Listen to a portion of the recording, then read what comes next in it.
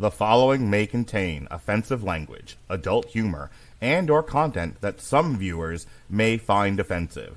The views and opinions expressed by any one speaker does not explicitly or necessarily reflect or represent those of Mark Radulich or W2M Network. Please listen with caution, or don't listen at all.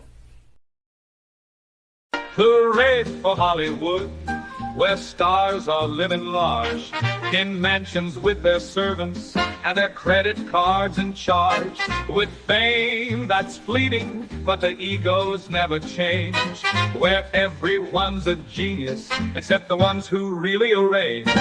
Hooray for Hollywood, where the scandals always sell, where every whispered secret is a new tabloid's tell. Oh, how we adore the endless red carpet galore.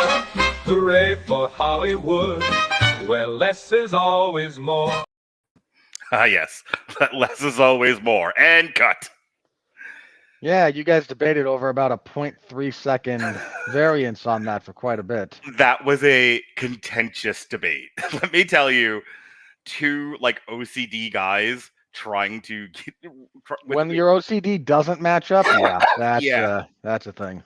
It was fun, but it was like a wrestling match, you know. We were just elbowing each other, no, do it this way. A few too many potatoes being thrown. It was like two guys, and it was, the old joke that we used to say in our wrestling chat about what if you told Goldberg and Steiner they were both going over? It kind of felt like that. Well, Steiner would smash Goldberg. It was Lesnar and Steiner. That was the joke. Okay, either way. One of those people actually knows how to fight. The other is Bill Goldberg. Fair. Hello, and welcome to Damn You Hollywood. Yeah. Actually, ladies and gentlemen, boys and girls, children of all ages, you are listening to a Radulich Broadcasting premiere podcast, Damn You Hollywood. Ain't nothing premiere tonight. And there's your host, Grumpy McGee. Okay, I'm going to resent that just a little bit, Mark. wait, let me do it for you. For the past week, Mark, you've pinched my nipples, pulled on my penis, poked me in the eye, stuck a finger up my nose, and then you have the nerve to sit here and say, I'm grumpy, as if you didn't poke the badger for an entire week straight? Okay, hang on. Had I had more than a week's worth of time to space these out, it might not have been such a problem. I watched these in 4 days. Yeah, so did I. I started slow with Jackpot and then the Outlaws, and then I spent pretty much all of Saturday and part of Sunday binging these. Yeah. Oh, it's like taking a horse pill. Just for the record, I'm not grumpy for no reason this week, people. We're discussing some of the worst dreck to be dragged out. Mark, these last few days made me question the validity of film as an art form. I hear you. A point of order. So everyone that just tuned into that, what the hell was that theme? That is the result of sessions from last night. Jesse and I used Suno.ai and ChatGPT to formulate and generate a new Damn You Hollywood theme. So I no longer have to use, I think it's not copyrighted anymore. I think now it's in the public domain. It's a fucking 80-year-old song. But I no longer use the original Hooray for Hollywood. We made our own. And then at the end of the night, I wanted to do a metal song that kind of represents this podcast in and of itself. So it's Damn You Hollywood, the song. So we will debut that, though it's on my TikTok now. But we will debut that here on the podcast at the end of the show, hopefully to pick up Robert Sauer's spirits. But what are we doing tonight? Yeah, because metalcore industrial. I'm sorry, I didn't so aggressive metal or some dude metalizing fucking Disney songs. Your Majesty, I can't just do my own thing, huh? You can. I'm just look. It makes you happy, and I'm happy for you. That is how this relationship works, sir. Usually. So I go on Neil and Chris's podcast at the end of the year. That's how it started. I saw them on Twitter, and I reached out to them, and I said, "Hey, I like your guys' podcast. I like your chemistry. I'd like to be able to do some stuff with you." And they brought me on initially for movies that don't suck and some that do. They brought me on for their end of the year review, and I think that was for the end of the year 2022. Yeah, I'm pretty sure. Yeah, because I've done it twice now. And they have my marching orders were come prepared with a top 10, 3 mentions, and then your bottom 5. And because we don't really do that sort of thing here, we don't really, our end of the year show, we talk about which studio did the best financially. We don't do like our top 10 favorite movies. It's just not how we thought about film. At least not on this podcast. So I really had to struggle. Like I had to go back that year and like really think about like. I remember helping you with that a little bit. I was like, it was like trying to do the metric system when I was in elementary school. I just didn't get it. So the second year it was a little bit easier because there were some films I absolutely fucking hated, like The Little Mermaid. It became like my top 10 are both best made, most enjoyed, some combination of the two. Yeah. Bottom 5 were worst made and hated them, least enjoyed.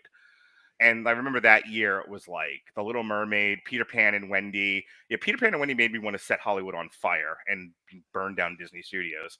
Yep. The Indiana Jones and the Dial of Destiny. I almost ended friendships over. Like it was that movie made me so mad, and I was so aggravated. Mark, I have to tell you this because you and I were in complete agreement on that movie for almost all of it. Anyone advocating for Dial of Destiny is not your friend. So anyway, but it got me thinking. And now the last couple of years, especially with the advent of the Triple Feature podcast, I had more time and energy put into more of the streaming films where I would find the best. Like I loved Fresh. I loved the October Project. The October Project didn't make my top 10, but Fresh did. There were a fair amount of movies that were streamed that went straight to streaming. Fresh that year was a Hulu actually. That made my top 10. Like, oh my god, these are some of the best movies. And then the bottom 5 again, Peter Pan and Wendy went straight to Disney Plus. So what I'm getting to is this year, because of I really tried to cut back on the amount of days I was dedicating to podcasting. I didn't do as many triple features, and what triple features I did were mostly older films. Because I don't have a dedicated triple feature host or anyone interested in doing, like it used to be Jason, or I would get Ronnie to do it, or David, or somebody would step up and want to do, a handful of the most recent streaming movies. And like, either I didn't have time or interest, or nobody else did either. So when I started, we're into the second half of the year now, and I started to think about, I don't know what came out this year. I know Madam Web sucked, and I hated it. Well, Madam Web more sucked than I hated it. I laughed at most of it. It didn't bother me the way it bothered most people, but it's a terribly made movie. So it only bothered fans of the comics if you're not like steeped in the lore of the Spider-Verse. Yeah. Then it's just comically bad. And then I would say right now the number one worst movie of the year in both my terms of personal enjoyment and craft was The Crow. That only gave me two movies. I'm like, I need 3 more. And well, you and I, after one of our podcasts recently, you and I sat down and did, okay, here's what we've reviewed. Right. How do we hash out it? Because we did this a little bit after, it was after July. Yeah. It was like start of August. We kind of looked at each other and went, I said, like, I'm not going to be prepared for the end of the year. Yeah, we just kind of went, okay, the release schedule, irrespective of what we review, has been really light and really crappy because everything got pushed after the strike. So there hasn't been a lot. Right. There hasn't been a lot that's really left an impression. So you and I sat down and went through what we'd reviewed, and we kind of went, okay, this was okay. This really sucked. Let me tell you, I did a spreadsheet. I actually went through every single movie I've seen or reviewed this year, because this is something that I saw that I didn't review with any podcast, like something I saw with my kids.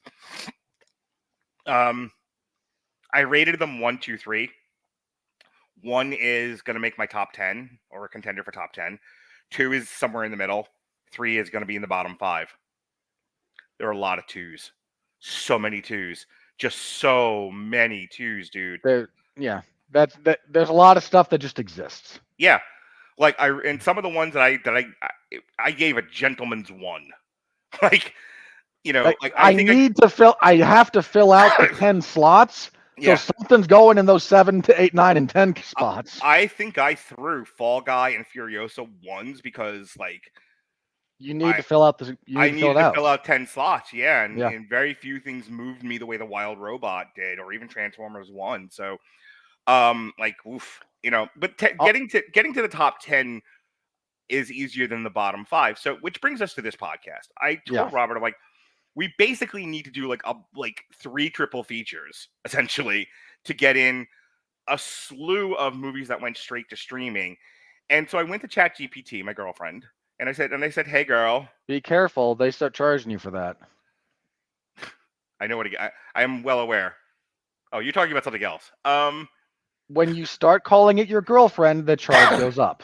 That's all I'm saying. Yeah. Anywho, so I went to ChatGPT and I'm like, "Hey, give me a list of like the worst rated movies on Rotten Tomatoes this year," or go through go through articles and find what are collectively considered to be the worst movies of 2024. And a bunch came back.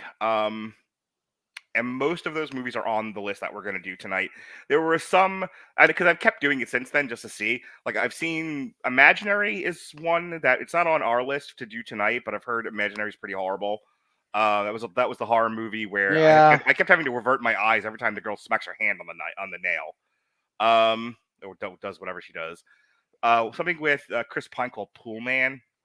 That's up there. I may have seen one trailer for that at some point. Other than that, like, that barely rings a bell, if at all.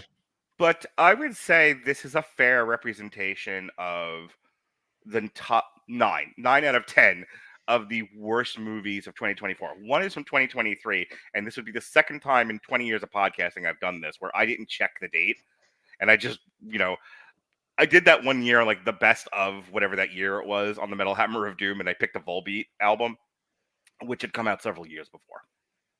Oops. So if you hadn't heard it, it's new to you, right? Sure. So the Outlaws is actually 2023. I double checked that today and went, oh fuck, oh well. That's all right. So here's the other thing we're going to subtitle this particular episode, ladies and gentlemen. This is Damn You Hollywood, Why We Don't Review Comedies. Also, Damn You Hollywood, Why We Tend to Stay Away from Streaming Movies. Because the few that I've done this year, I did over on Movies That Don't Suck and Some That Do. I loved the new Beverly Hills Cop, but you wouldn't have liked it, and we would have tried to kill each other on that review. And I'm just tired of, like, it's one thing where it comes naturally. It's another thing where I basically, like, come on, Robert, drink the poison, and you're like, I don't want to drink the poison. Drink it, and we're like shoving the cup in each other's face. So yeah, that's that I'm getting a little tired of. So if I can avoid, that's why we didn't do Lift initially. I took one look at that movie when I was planning the January schedule and went, nope. Like, I don't care, and I'm not making you do it. You'll want to shoot me.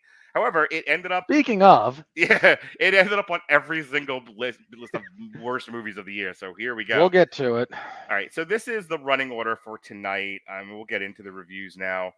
All right. Where is my list? God damn you, Hollywood. There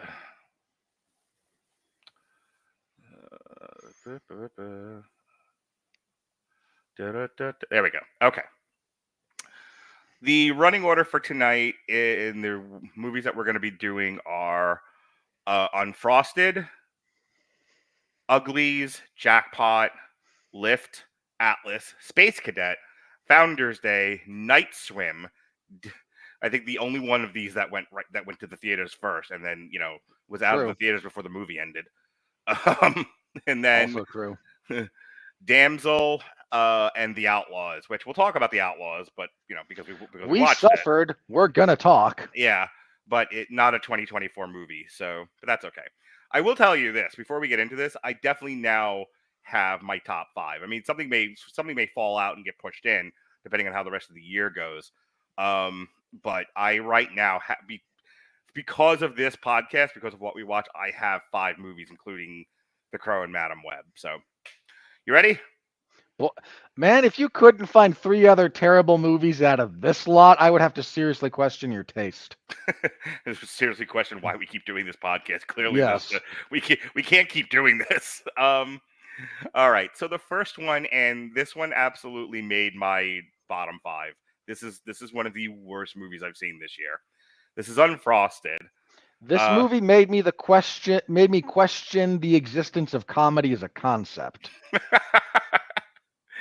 Unfrosted is a 2024 American comedy film. Directed by Jerry Seinfeld from a screenplay he co-wrote with his writing team of Spike Feresten, Barry Marder, and Andy Robin. Loosely based on the true story of the creation of Pop-Tarts toaster pastries, the film shows an ensemble cast that includes Seinfeld, Melissa McCarthy, Jim Gaffigan, Max Greenfield, Hugh Grant, and Amy Schumer. How many times did you curse me when you realized Melissa McCarthy was in this? If she was the worst person associated with this, I would have been more okay with it. Yeah. Seinfeld's feature directorial debut, and what a debut it was. He and Feresten also served as producers of the film alongside Bo Bauman through their production company, Columbus 81 Productions. It was released in the U.S. on Netflix May 3rd and received mixed reviews from critics. This piece of shit was nominated for a Primetime Emmy Award for Outstanding Television Movie. You do like one curse on every show. I expected you to be like, get the fuck out of here. No, I believe it because those things mean nothing. Fair. It had a budget of $70 million. Like I said, it went straight to Netflix. A pile of money that could have been put to better purpose, and you just torched it. I was seeing if I could find the actual like Netflix score here. Oh yeah, the Rotten Tomatoes score was 42. So it's a generous score. So last year, one of the movies that we did do on Damn You Hollywood was the one about the Flaming Hot. Yeah, we did that. And we did Tetris as well. And the thing about that too. The thing about Tetris was that wasn't just like the biopic of some kind of product in American capitalism. There was like an espionage story involved there. Sort of. Flaming Hot was sort of an immigrant's tale. It wasn't just the creation of the Flaming Hot Cheeto. It was basically like, a pick yourself up by your own bootstraps kind of immigrant story about this Mexican American family and, rags to riches, all of that. So which is what frustrates me about Unfrosted, because it's as if Jerry Seinfeld looked at Tetris and Flaming Hot and Blackberry and all these other movies that have come out over the past little bit that dramatize the story of some product that we're either largely or vaguely familiar with, and was like, I don't like it. I don't like these movies. So I'm going to make my own movie making fun of it and everyone who likes these movies and liked watching them. Like, part of what makes Unfrosted for me such a bad movie is how cynical and almost like hateful it was made. That's about the only thing I do appreciate about it. It was kind of like what we said about Todd Phillips and Joker. Not that I want to go down that rabbit hole. It's you did a $70 million. Hang on. You did a $70 million. You can still hear me, right? I can. Okay. You did a $70 million tantrum at people who like something, and there was an easier way to handle this. Ignore it. And with that said, go ahead and. So, I'm going to defend this in concept just a little bit, because I did not enjoy this movie, but I have, much like apparently Jerry Seinfeld, I have become so disenchanted, bored, and occasionally disgusted by this subgenre of film that I can appreciate wanting to keelhaul it. So I'm okay with that in concept. I'm not okay with the execution. This is not a funny movie. This is comprised of stand-up comedians masquerading as actors, none of whom are any good. Well, one exception, but one of my big problems with this movie is they don't play it straight. They play it as if this is an alternate universe where breakfast and breakfast food is the most important thing ever. It's treated like it's oil. So it's not played straight. It's played goofy. It's played like this is almost a Willy Wonka-esque kind of little bit whimsical kind of movie. How it managed, I will credit it for doing one thing really, really well. It somehow managed to be both whimsical and cynical in equal parts. That's pretty masterful. if half of that talent had been put towards a project that actually was worth something, we would have had something useful here. Yeah. But that's the thing. It's played like it's Willy Wonka and the Chocolate Factory, especially Melissa McCarthy's fucking outfits, which I don't know. I don't understand why that was a choice. Like, why they had to make her a weirdo, But that's the thing. It's like she dresses like a clown and she's got a hairstyle like a clown, but she's basically Melissa McCarthy. So a clown. Well, if you've ever seen any of her movies, and I'm guessing you haven't, I've watched a bunch of them. She's Hey. No. You don't get to gaslight me about which of her movies I've seen for this show. Don't do that to me. I don't know how many. You tend to avoid things you don't really like, and I do, but we've reviewed at least 2 of them. Okay. I'm just curious, and I don't want to do a long thing here, but I am dying to know. Not counting Ghostbusters 2016, everyone needs to stop fucking texting me. What other Melissa McCarthy? Did you see Brides? I'm gonna name 5 Melissa McCarthy movies. Did you see Bridesmaids? I might have at one point. Really? Maybe. I haven't even seen Bridesmaids. Well, here's the thing about Bridesmaids. Did you have a girlfriend that made you go? No. Okay. Well, because that's the only. That's a longer backstory. I don't want to get into it. That's fine. Okay. So hang on. Here's the thing about Bridesmaids. Yeah. It actually got buzz for being a good female-led take on the bachelor party kind of genre of film. Yeah. It's like the movie that made Paul Feig, who we'll talk about next. Yeah. And I remember being loosely interested in how that played. Okay. So I may have had an intellectual curiosity about that one. That's fair. No more questions, Your Honor. Did you see the one with her and Sandra Bullock? The Heat. Yeah. I've seen a few bits of it, and I wish to remove them from my brain via a needle through the eye. Okay, I've seen that one. I think I remember watching that with Melissa and not hating it. It would, under the right circumstances, that would be the kind of comedy that would appeal to you. And I don't mean that as an insult. Right. Yeah, I definitely saw The Heat. Did you see Tammy? Because I'm telling you right now, I haven't. That looks god awful. No, isn't that the one where she's a spy with Jason Statham? No, Tammy... that's her.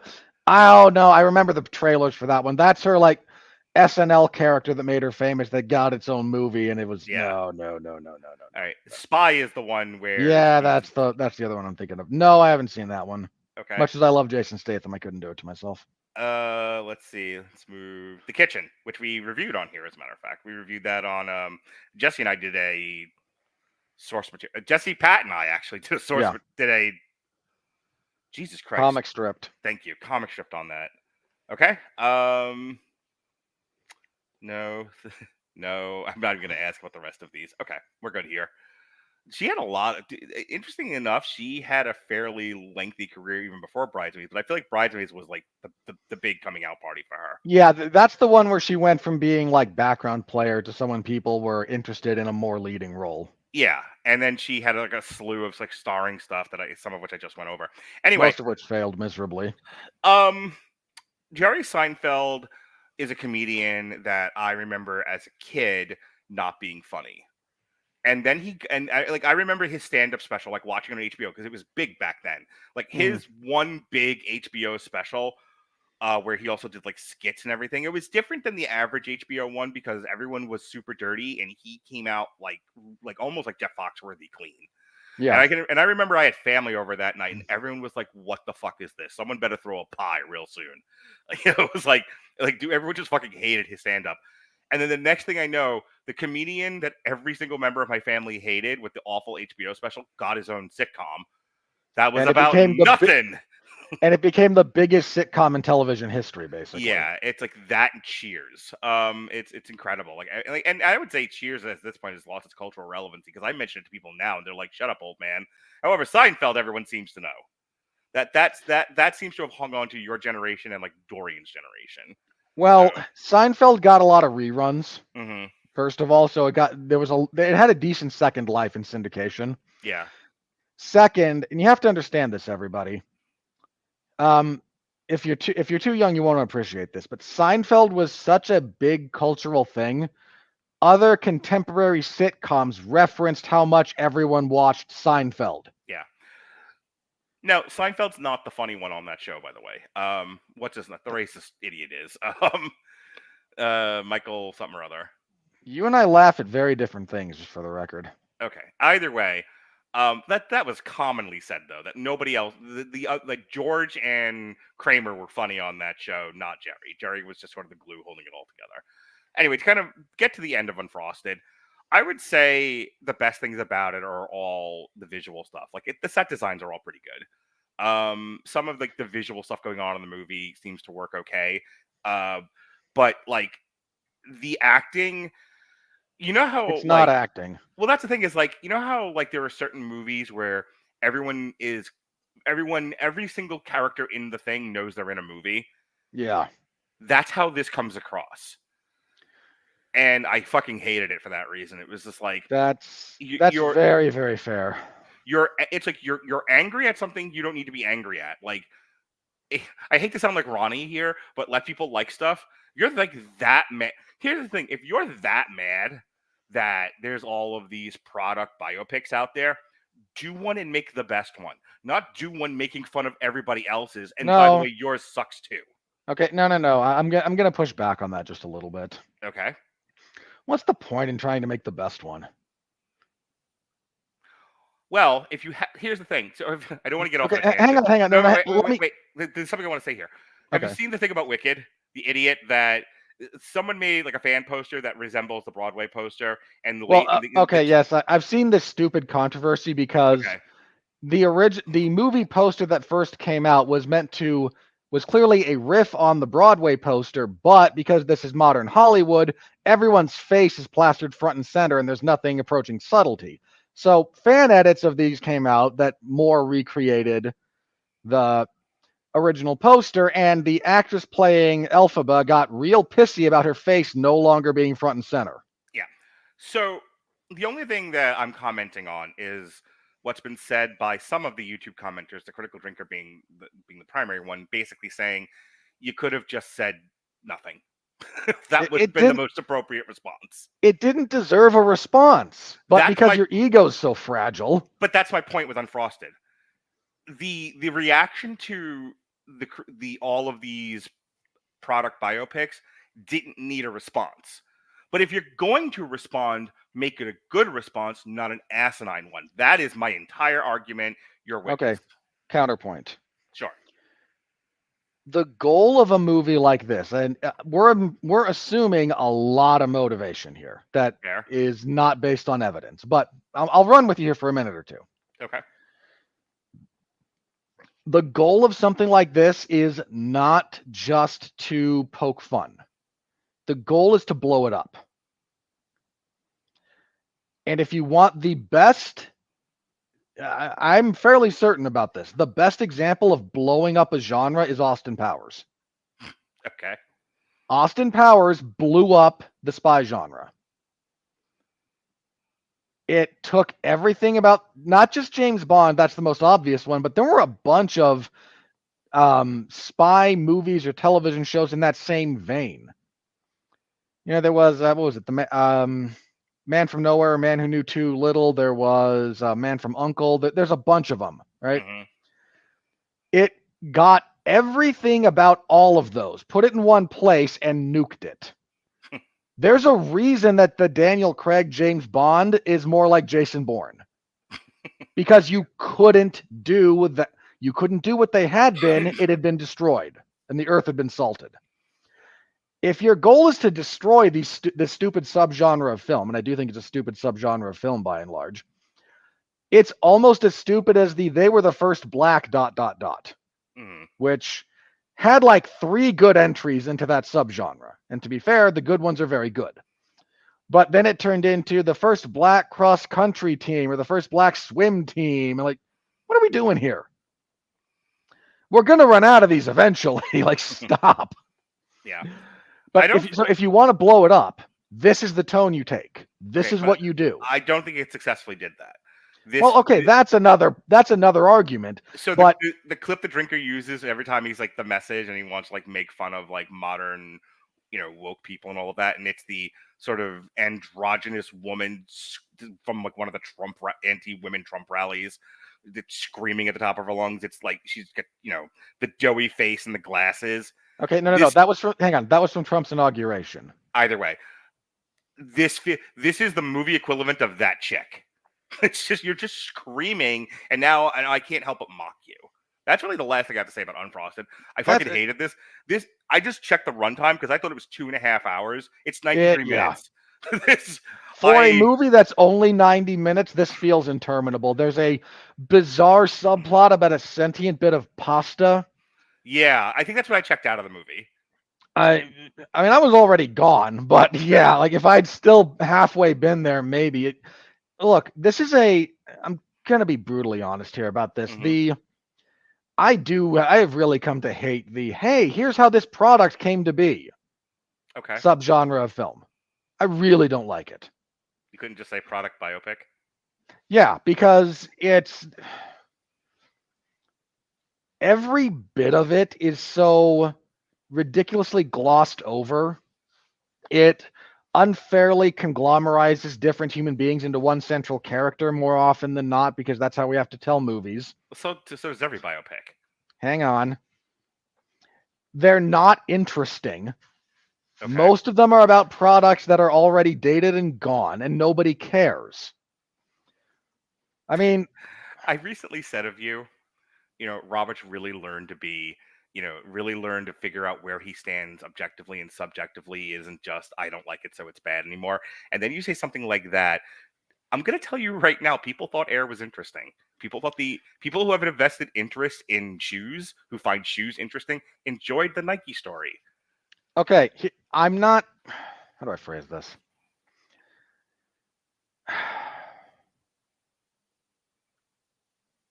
I'm not saying you can't enjoy this kind of thing. Mm-hmm. I'm saying I'm a little bit tired of the autistic school of film inspiration. Okay. I'm a little bit tired of someone going, oh, here's this really niche thing that I have an interest in. And because they know how to sell it, or they're repped by someone who knows how to sell it, $80 million later, I'm watching I wonder who Michael Jordan signs with. Okay. Let's move on. I'll at least give you that not everyone knows enough about the Tetris story to make some of that interesting, but that also had kind of a spy narrative going with it. If you want to kick any of these that we've talked about, because I don't have the time or the interest in fighting you about Air. And Tetris, I don't think matches up with what you're saying. However, neither does BlackBerry, for that matter. BlackBerry kind of does, for the record. However, Flaming Hot absolutely does. Like, if you absolutely have to find one of these two kick to make your point, Flaming Hot's probably it. And Flaming Hot might be the one that sent Jerry Seinfeld over the edge, now that I think about it. If that poor guy had to look and watch, like, old man Biden using this as his, like, this is what I watch to try and recenter myself while the worms eat my brain, that might be the one that, pissed me off that much, too. Yeah, I remember when we reviewed it, like, we paired it with Extraction, so it was like, so you had a healthy dose of poison, but also a healthy dose of cure, and you were just kind of with the whole thing. I could have only imagined what life would have been like if I had paired Flaming Hot with the fucking Boston Strangler movie, where you and I almost got in a fist fight. Yeah, that was a thing. All right, we got to move on. Once again, there's the real perils of sticking me watching a movie about a subject I actually know a little bit about. Well, here's one. You're sitting here and I'm mildly irritated that you keep like bashing the this genre. Like, what the fuck is wrong with you? Well, in what is yet another okay, hang on. Well, let me briefly. What is yet another version of me doing what I'm annoyed at you for doing? I'm about done with the YA, fucking all of it. Like, stop adapting YA novels into movies if Uglies is what we're gonna come up with, because this is terrible. Yeah, but if you want to know like why my other big gripe with like product biopics, I'm sorry, is that not just like the most quasi-dystopian thing you could think of for the creative industry. It is kind Hey, let's glorify a product. It is kind of an How did we get the kind of number a thing. 2 pencil, Mark? It is kind of an idiocracy kind of a thing where, because one of the things that Idiocracy talked about was, well, in the future, we won't have, I think it's that or Demolition Man, one of the two, but it was like, in the future, we won't have music, we'll have jingles, and jingles will be music. First of all, Demolition Man. Second of all, yes, all music is just commercial jingles. Yeah. All right, so let's Would you like to listen to an oldie station? It's the Oscar Mayer Wiener song on repeat. Yeah. There's something very cynical about self-referential celebration of capitalism. But that is a whole other podcast. Speaking of which, Uglies. Even as a capitalist, yeah, that's a little bit too far. Yeah. Uglies is a 2024 American science fiction drama film directed by McG of Charlie's Angels fame. I wish to step on that man's throat.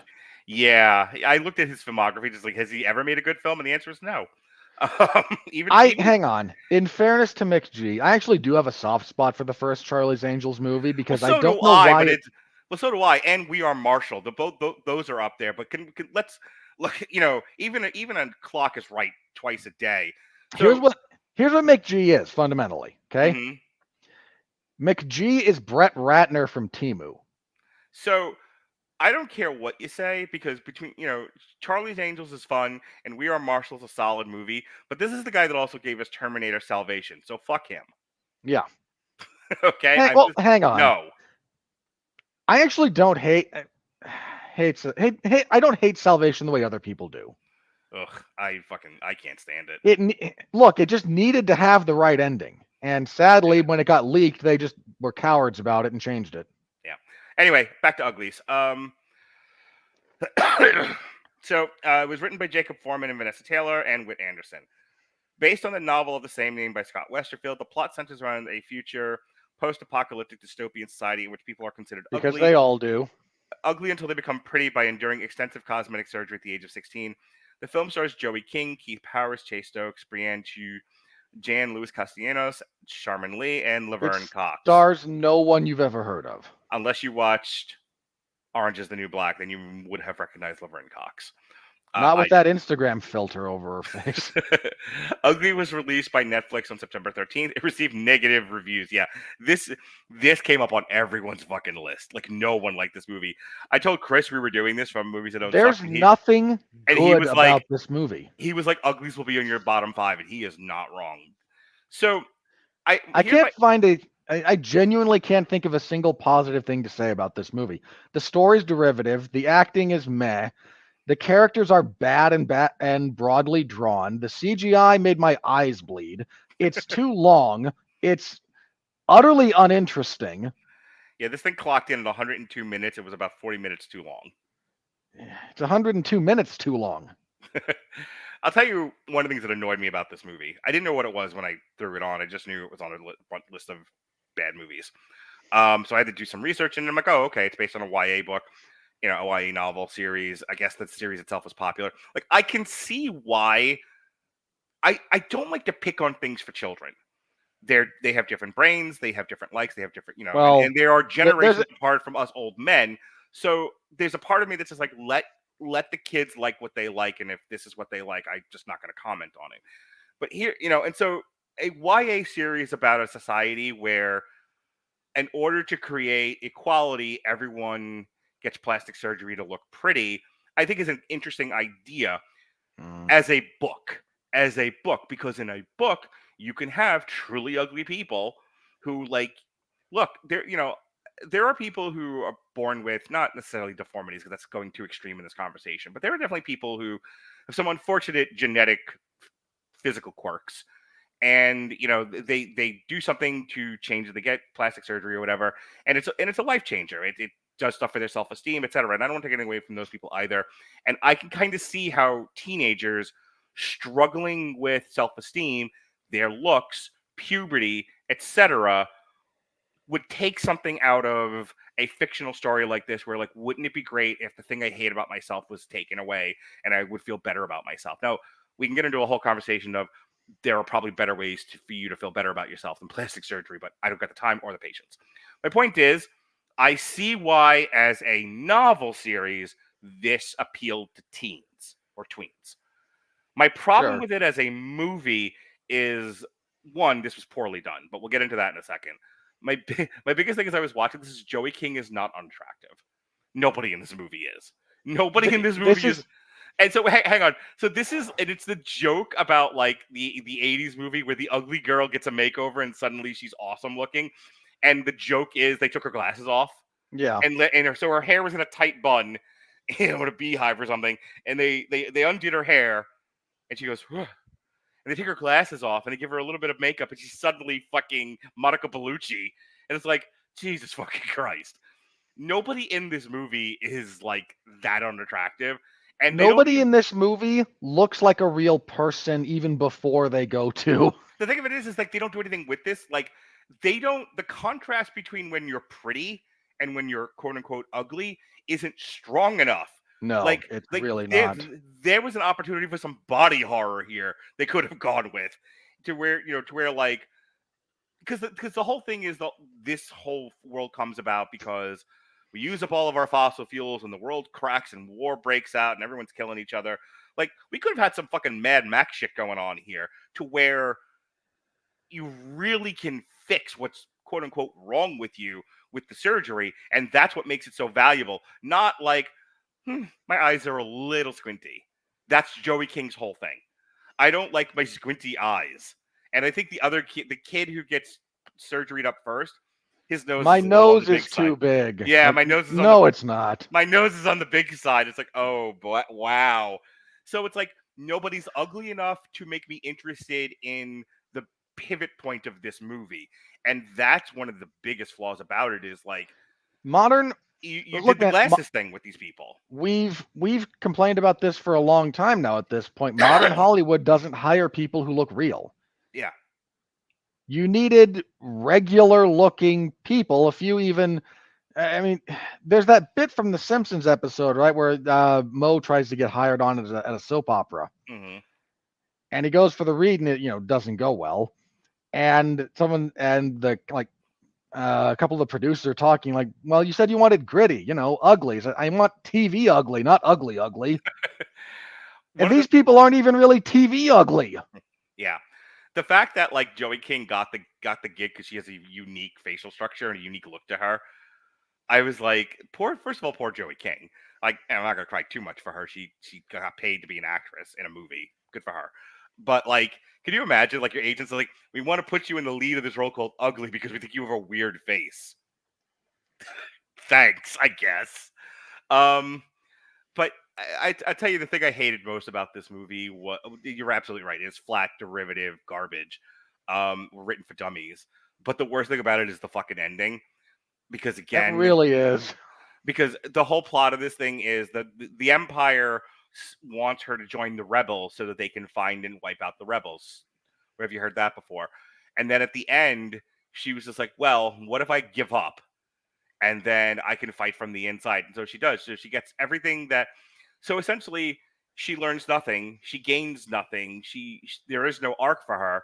And at the end of the movie, she gets everything she wanted at the beginning of the movie after she's basically betrayed and ruined the rebels.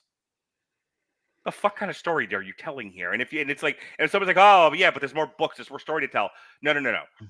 Begin and end your movie in your movie. If it's good and successful, then you can make more and you can figure out how to go from there.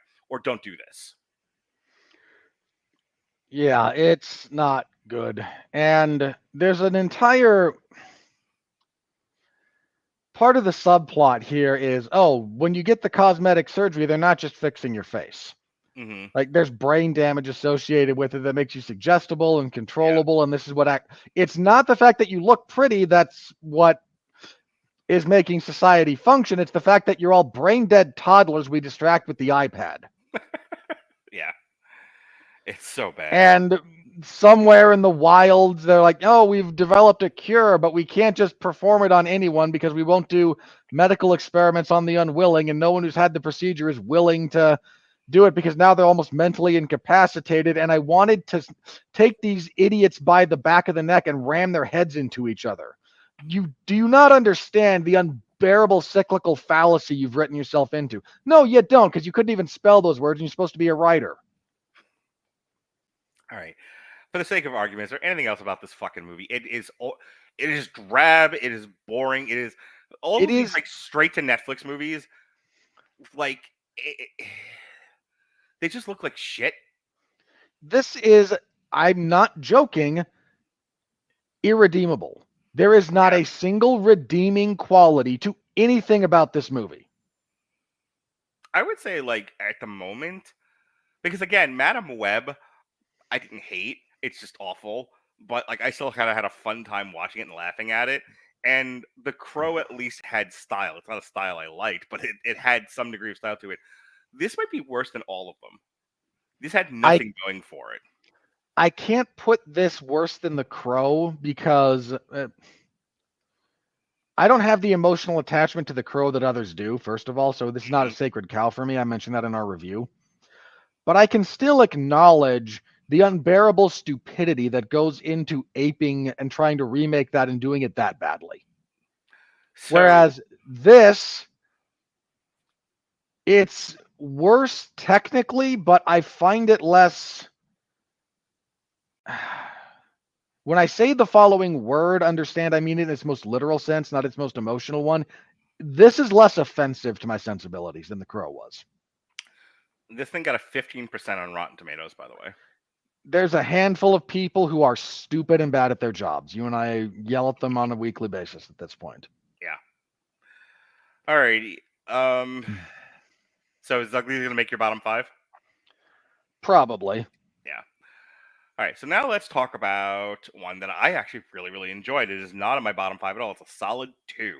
I watched this with my kids.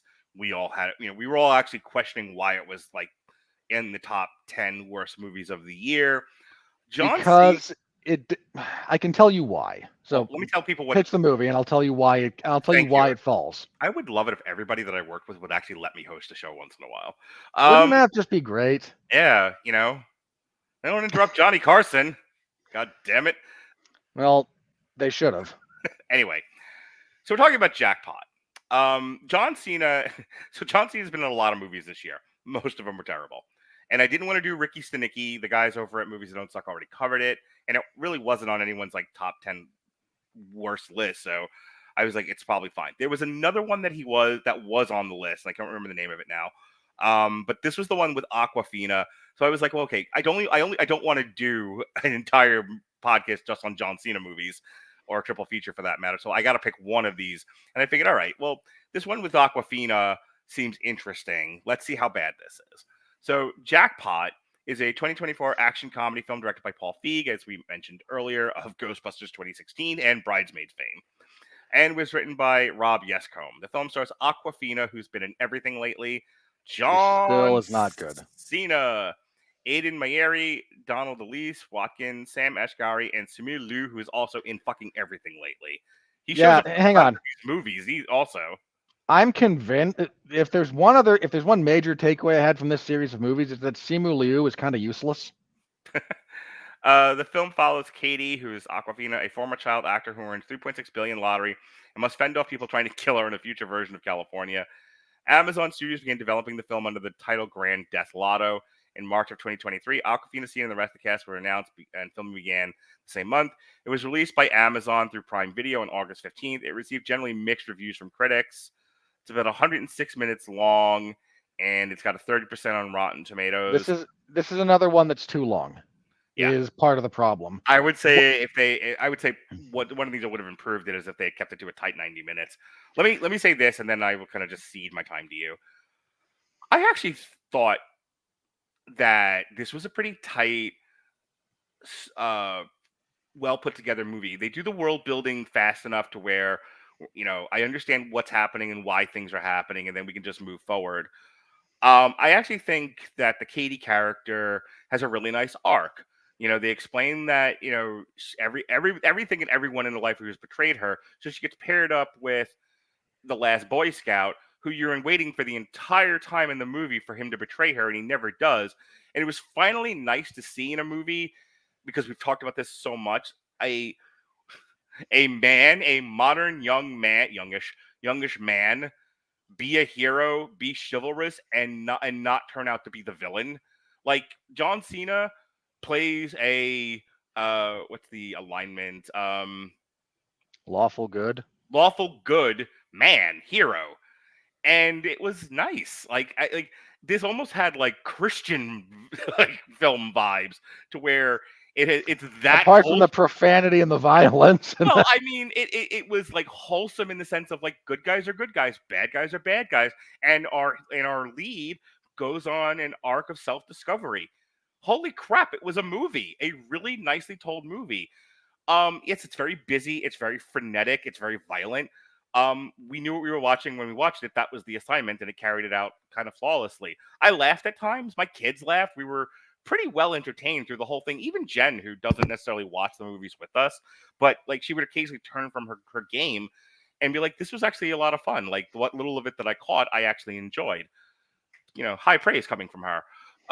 So like this is a solid 2 on a 3-point scale where 1 is superior, 2 is in the middle, and 3 is uglies.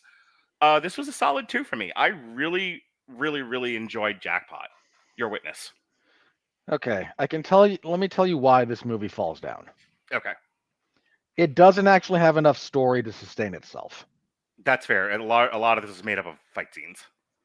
and unfortunately, those are repetitive. Yeah. And there's some decent style, which okay, that'll help. I don't like Awkwafina, Sure.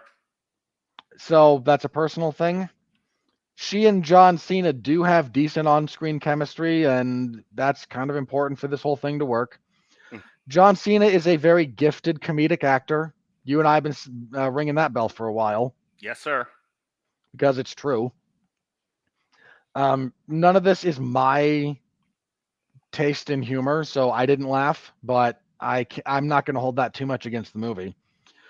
My biggest problem with this is the story is weak. The world is not uninteresting. Like the premise is pretty strong, but a premise isn't a story. And the story here is not sustainable over the runtime. There's a decent little bit of like lampooning modern Hollywood and modern California. But I don't know, even that just kind of fails to land for me.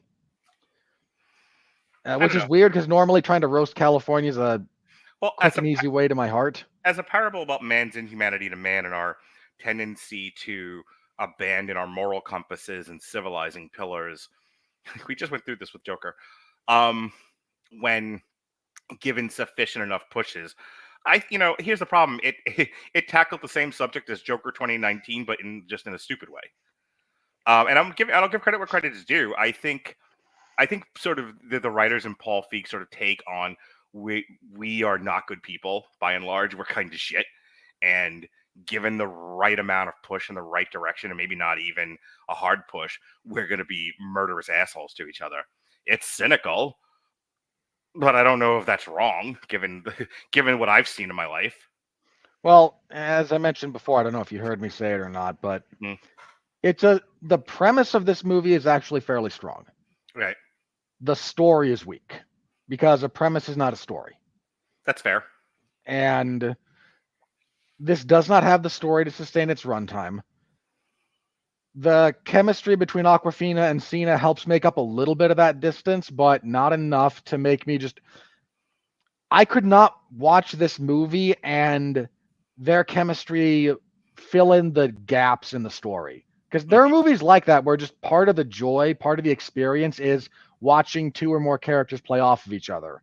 And that needed to be a component here because of how weak the story is. And for as decent as their chemistry is, it's not... Well, it's not Bill and Ted, right? It's a lot of Awkwafina kind of self-reflecting, like projecting on the John Cena being Teflon and it bouncing back on her and her going, oh, I'm a shitty person. The problem is her character isn't written well enough to make that more interesting or apparent. Yeah. Like, it's there, but it's kind of flaccid. It's there by accident rather than intent. Yeah. It's not very strong. It's weak. No, and once again, Simu Liu, kind of worthless. I mean, well, also like his villain turn and everything. Like, so there's a thing in the movie where they eventually end up in the bad guys under the bad guys' protection, and it's under the guise of we'll protect you from the mob, but really we're here to kill you because we want the money too. And at which point, when they reveal that, one just has to ask, why wait? Yeah. Like, and they never address this. They never address we're going to set up an elaborate scheme whereby we can.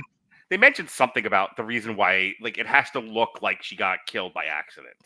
Like, it has to be staged the right way, or we don't get the money. It looks too much like we killed her.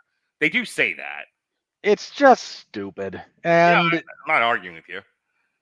Also, like, the whole thing with the reason why John Cena doesn't have enough money, despite the fact that he makes shit tons doing what he's doing, is he's giving it to the families of the soldiers that were killed in the mission with Simu Liu. And the big reveal, the evil reveal, is Simu Liu like killed all the other guys in their unit so that he could keep the treasure for himself. And it was like, okay, you were doing all right with this, and now you're just pulling fruit from the cliche tree. Unlike other movies on this list, I don't necessarily regret watching Jackpot, but you know what's the funniest line of this movie? What's his face? The Machine Gun Kelly, where they're like, it's like, oh, you're here for me? Like, yeah, we're here. And the implication is they're here they're prostitutes, they're here to bang him. And he looks at Aquafina, he was like, no, thank you. And he looks at John Cena, and you would turn my asshole into the eye of Sauron. And I don't know which dork wrote that line in this movie, but that got the biggest laugh out of me. That was probably improvised, because if you look at the outtakes, there's several other versions of that line. Okay.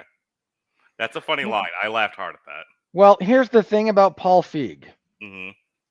He's going to let you do 80 million takes while you improvise things, and then he tries to take credit for the writing. So somebody eventually will stumble into... This is the worst way to go about both improvising, going a little bit off script, and improvising a bit. And it's to just say, hey, go do a thing. Say the funny line, funny man. And then, okay, stop, reset, do it again. Say a different funny line, funny man. And we repeat this 12 or 15 times and then they find a line that they think works best. Okay, I get... None of these movies are really like your bag, for the most part. When we get to some of the horror stuff that, they may not have been good, you may not have liked them, but they were at least in your wheelhouse. Whereas Jackpot maybe isn't. But like I said, Jackpot was a solid win for me. I can see why critics didn't like it. I can see why it doesn't appeal to a lot of people. But for the most part, like I said, I don't think it belongs on this list. We talked at the beginning. There were movies we're not going to talk about tonight that should have been on this list in place of Jackpot. Like, there's a few other movies I can think of that are probably far worse. I think you and I have reversed opinions on this and Space Cadet. Okay. Well, let's just as a by the by. I think I am on that one where you are with this one.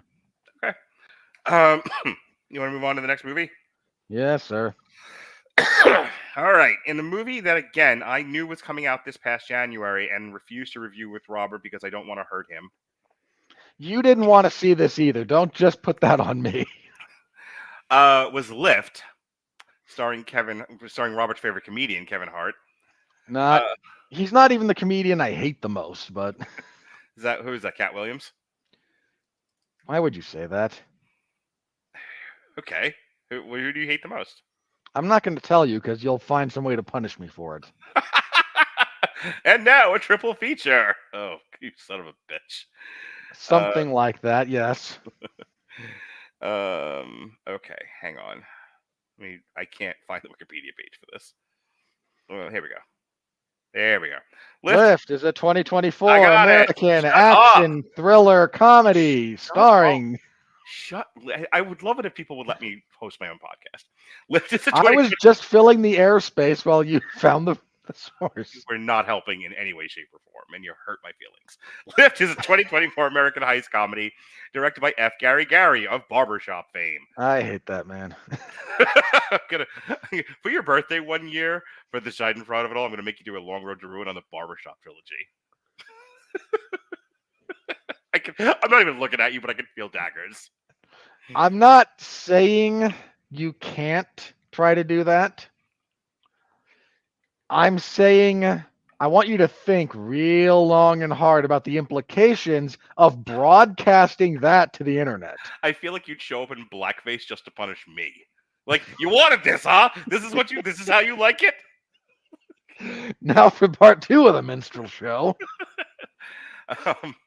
Anyway, and written by Daniel Kunka. The film stars Kevin Hart, who is also a producer, Gugu Mbatha-Raw, Vincent D'Onofrio, Ursula Cabero, Billy Magnuson, Jacob Batalon, Gene Reno, and Sam Worthington. And it follows an international thief and his crew who team up with an Interpol agent to steal $500 million worth of gold bullion aboard a passenger flight. It was released on Netflix January 24th. I'm actually surprised people hate this as much as they do. This was 107 minutes. The budget on it was $100 million. And it's got I hate the budget. It's got a 29%. So, as I was watching this movie, I couldn't help but think to myself, did someone take all the wrong lessons from Red Notice? And what was the other one I was thinking about? It was Red Notice and something else I was thinking about, where I was like, did we learn nothing from these movies? Where was the lesson learned from Red Notice? Oh, people want to see more movies about stealing art. Is that what we got? Was that how we landed on Lift? Let me tell you a couple of things about this movie. Sorry. They took the wrong note. They took the wrong lessons from Red Notice in the last few Fast and Furious movies, where we want to see a gang of thieves do work missions for the good guys, be good guys and work missions, but we also want to see them steal expensive art. That seems to be where the impetus for Lift came from. Now go. Let me tell you a couple of things about this movie. This movie felt like a parody of a heist movie. That's what I'm saying. Like, it looks like that you looked at Red Notice and Fast and the Furious movies and all, and these like hyper heist movies, and and then looked at the Oceans and went, let's see if we can make one that takes every single cliche from all of these and put them in a blender and spew out a Kevin Hart movie. The reason I say it's a parody is because Kevin Hart is so woefully miscast in this. I mean, comically miscast, not in the way he usually tries to be comic. Mm-hmm. He's supposed to be the mastermind. He's supposed to be the smart one. And there's a handful of lines that, like, you can tell he's supposed to be this coming off as suave. Right. And it all falls so horribly flat because he's not. Right. This is like the worst episode of Leverage ever. It's so... I actually like heist movies in general, okay? So They're a bit of a guilty pleasure of mine. Yeah, it's almost a crying shame we've never gotten to do the Ocean's trilogy on Well, Long Road as of yet. I don't care much for those, but that's a whole other discussion. Sure. But we're talking about, like, the genre. I don't hate the genre. I actually like it. This reads like the script that Morty tried to pitch Netflix when he was trying to pitch a heist movie to them on an episode of Rick and Morty. Like, it's... if you told me this was meant to be a Mel Brooks style parody, but everyone just played it straight, I'd believe you. Yeah. That's how dumb this is. Like, they're not in on the joke.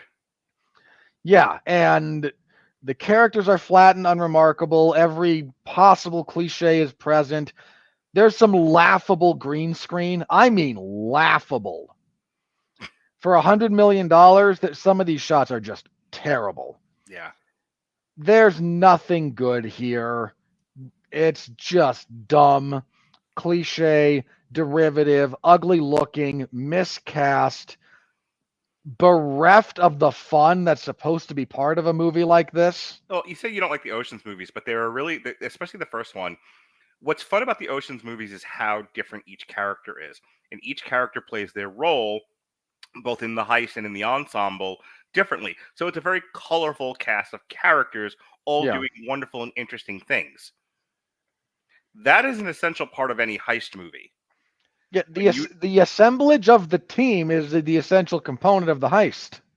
So here's the thing: what makes to the degree that they do, when the Fast and the Furious movies became heist movies instead of race car movies, it was, you had already gotten to know these characters, so whether or not they were all that interesting was by that point immaterial.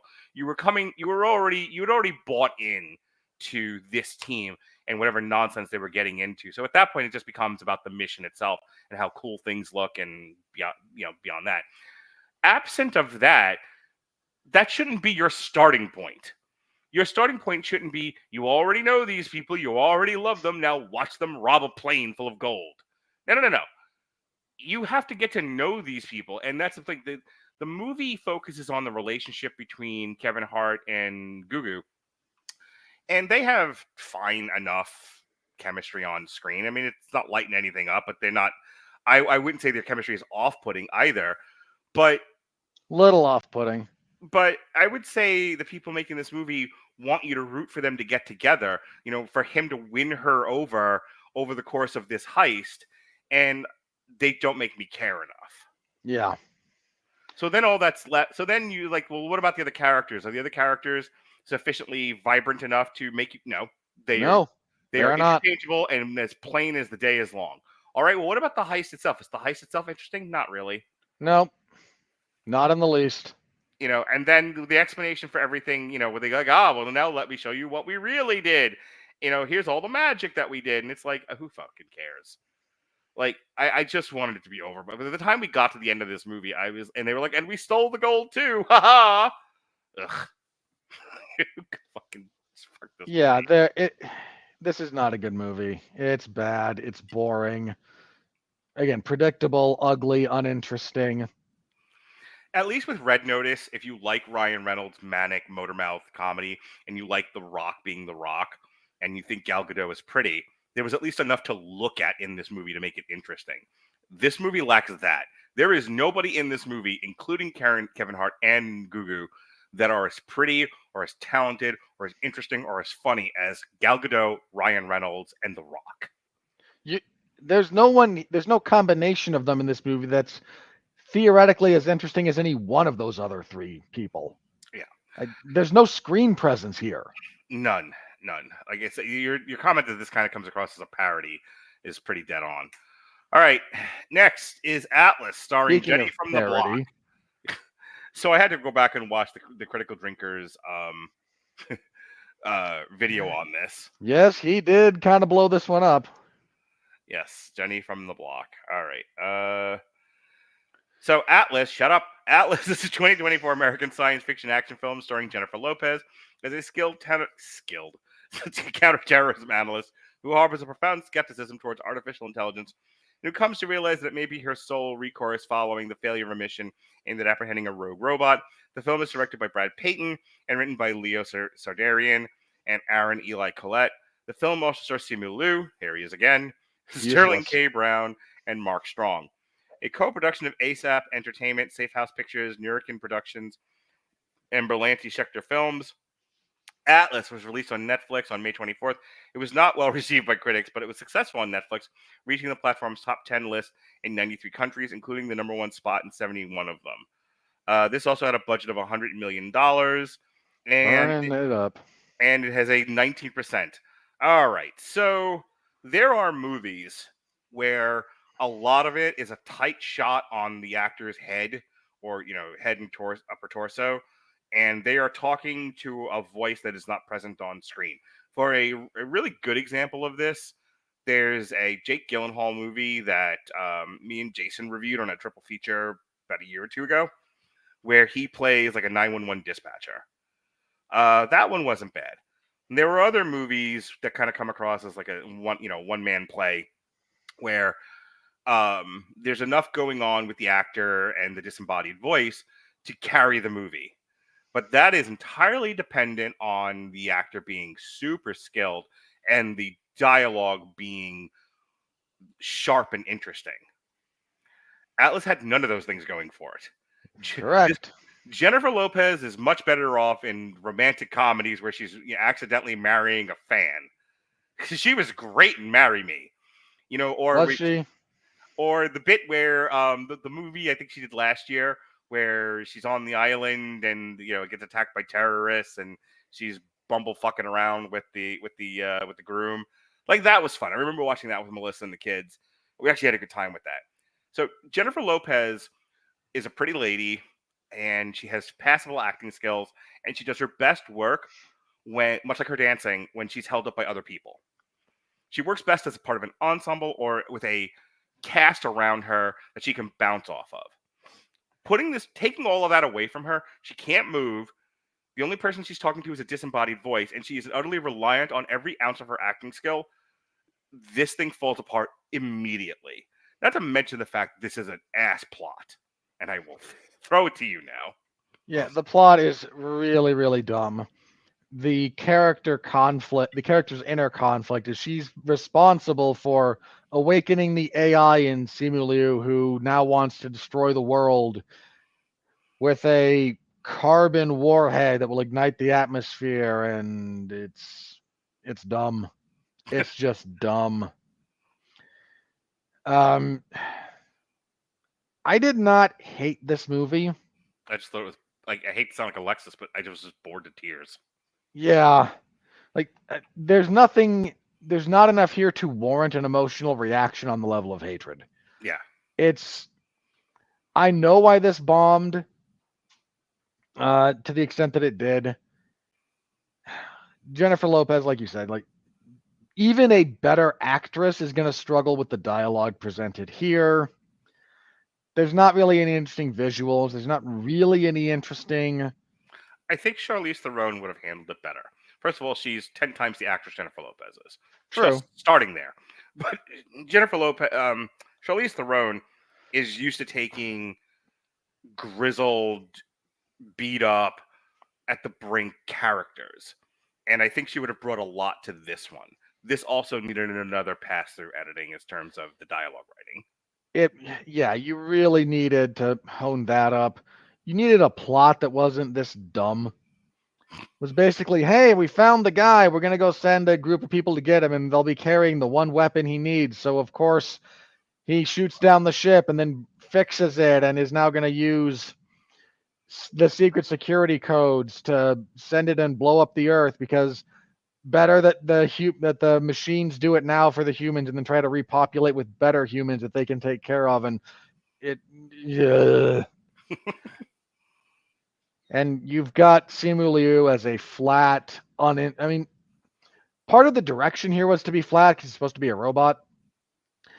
You can still be a menacing, if somewhat flat in affect robot, and he's just for all the not... shit that Schwarzenegger gets, he was great as the Terminator. Yes. In terms of being flat and menacing at the same time. Yep. Sure, you can throw a lot of that at his body shape, but helps, but that's not all of it. But that's the thing is, what people don't remember about the Terminator, because I just watched this with Jonas a few months ago, and I was really watching his performance in it. He doesn't use his body for much. He's an intimidating guy to begin with. So, he's big and he's large and he's wide, and most mortals standing next to Arnold Schwarzenegger are going to be intimidated. Period. Just by virtue of standing next to a giant. However, in the movie, his presence is more about how he uses his body and not what he's doing with it, so to speak. There's ways to use your physicality without being big. And a lot of his performance would have worked even if he was 20 pounds lighter. Yeah. So there's this trend in Hollywood, we've talked about it before, of in order to capture menacing, in order to present as menacing, you have to you have to whisper and be flat, monotone. And that is a misunderstanding of how menacing works. That is taking the wrong lessons from Jake Roberts. Yes. Atlas also looks like shit. There's some very badly put together sequences here. It's not interesting. I'm definitely noticing that when like you're making a movie that is meant straight for streaming, as every single one of these so far we talked about was, like they knew going when they were making them that these were going to these were not going to theaters, and so it's like, okay, well, to save on the budget, we'll shoot them in the woods. We'll shoot this in the woods. Everything but unfrosted. We'll shoot it in the woods. We'll shoot it in the woods. Like apparently, like that, and you can do that, but you have to. I think I mentioned this when I did the Mike Flanagan triple feature with Sean. There was something about not Oculus, the one with the cabin in the woods where they actually make the woods look interesting. You know, you have to be careful with how you shoot nature because you can either make it look vibrant and interesting or menacing, threatening, or you can just make it look like, you know, you took a picture of your backyard. And that's kind of what this looks like. This looks like kids running. This looks like kids running around with cell phones and camcorders, shooting their own, like, you know, student film. And A little bit. You know, or if you've ever watched like kids like cosplaying in the woods, you know, or LARPing, it kind of reminds me of that. With the exception of they have to sometimes animate her Iron Man suit. Yeah, pretty much. This is, again, it's just not a very good movie. Okay. Anything else? Otherwise, we're gonna move on. Not really. Alrighty. So why we did 10 of these people, and I didn't want to do like a triple threat. A triple feature rather. All right. The only other movie on this entire list that I actually enjoyed. I watched. I didn't watch this one with my kids. I wish I had. Oh, wait, did I watch this one with? I watched this one with Jonas. I didn't watch it with Lily. And when it was over, Jonas's only remark was, "Lily would have loved this," and I would have stopped myself from making fun of her. Well, first of all, applaud the boy for knowing he would have to stop himself. But oh, by the way, Dickface, went out and got him 3 comics. Okay, comic adaptations of War of the Worlds, Moby Dick, and 20,000 Leagues Under the Sea. Because your thought about like he's got a gift and I am rotting his brain with nonsense hurt my feelings. So I went out. And I got him classic literature in comic form, because you can't expect the boy to read. You're such a hateful, horrible human being. Anyway, back to Space. You could at least have gotten the classics remastered for young audiences that are books that only have illustrations every 5 or 6 pages. You gotta bring him along slowly, see. And he is reading books. He's reading books in school. This is fun reading. Okay. Let me parent my child my way. You parent your child your way. I'll parent my child mine. How's that sound? All right. Anyway, Space Cadet is a 2024 American comedy film written and directed by Liz W. Garcia. And if you don't know who Liz W. Garcia is, neither do I. Yeah. As a writer, her credits include Dawson's Creek, Wonder Falls, and Cold Case. Oh boy. She's an American television producer and writer. She was a production assistant on Return of the Killer Tomatoes. She co-created the TNT series Memphis Beat with Jason Lee. She co-created the series with her husband, actor Joshua Hardo. She wrote and directed The Lifeguard, which began filming in 2012. Oi. And that starred Kristen Bell. She also wrote and directed 1% More Humid, starring Juno Temple and Julia Garner, which was released in 2017. Good God. This woman has been doing low-budget stuff for like a decade and a half. So it stars Emma Roberts, Tom Hopper, Poppy Lou, and Gabrielle Union. Rex, a Floridian with little more than a high school diploma, manages to almost complete the NASA space training program before her falsified resume is exposed, but later redeems herself by becoming the only hope for a career using her smart heart and moxie. This was released internationally online July 4th, 2024. Please tell me it actually says Moxie in the thing. You just you didn't insert that. It actually says Moxie. It totally says Moxie. That makes me happy. This was released on Amazon. It is at 27% on Rotten Tomatoes. I love this movie, but I absolutely adored this movie because it reminded me of movies I grew up with, where an institution is invaded by a devil-may-care party person who gets everybody to see things a different way and let their hair down and it makes This- the institution better by their presence, but the institution also makes them better by making them a more serious and thoughtful and helpful person. There's tons of those throughout the 80s. Dude, like the 80s and 90s were built on nothing but this in a lot of respect. Like there were studios that did nothing but churn these out. Right. And we lost that a ways back. So it was nice We to see did. So I think part of I might be artificially inflating this movie just because like I miss those movies, as stupid as they were.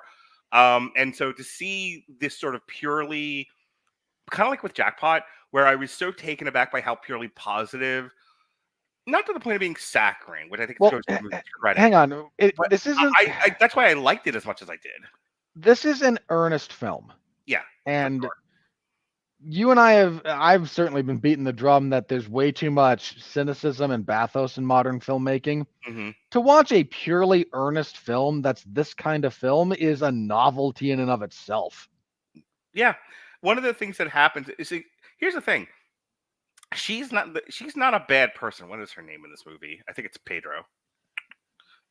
First of all, she goes by Rex. Rex Simpson. So Rex is not a bad person. And Rex is not necessarily in over her head. She was an advanced student who life kind of knocked off the path. And like a lot of us, once you're knocked off the path, it's very hard to get back on the path again. You know, it is as a guy who's go ahead. As a guy who's been knocked off. Yeah, it's really hard.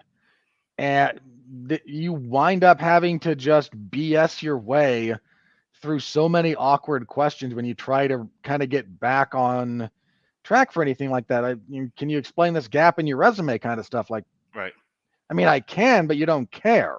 So, well, it generally doesn't go well in your resume. Like I can, I was, in her case, I was taking care of family and I just sort of lost my way. For a lot of people, I think you're included in this, but I don't want to speak for you. And I don't want to sound like I'm being sarcastic, but for a lot of people, it's, I hid in my room for 10 years.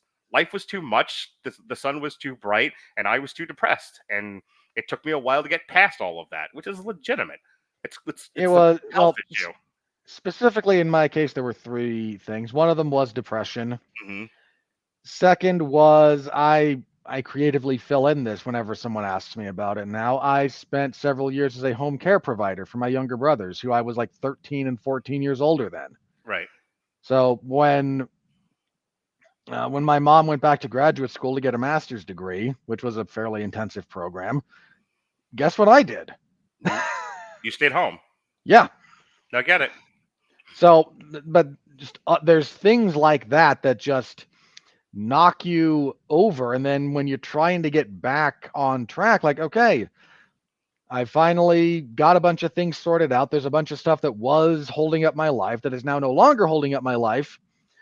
And everybody looks at you like you've sprouted a second head because now you're in your 30s and everyone thinks that, your life's over at that point. I say to people very often, if you don't use it, you lose it. That includes living your life. If you're not, sort of using the momentum you gain out of like high school into your 20s, when you get to be 30s and your 40s, it's kind of hard to get that momentum back. Oh yeah, inertia.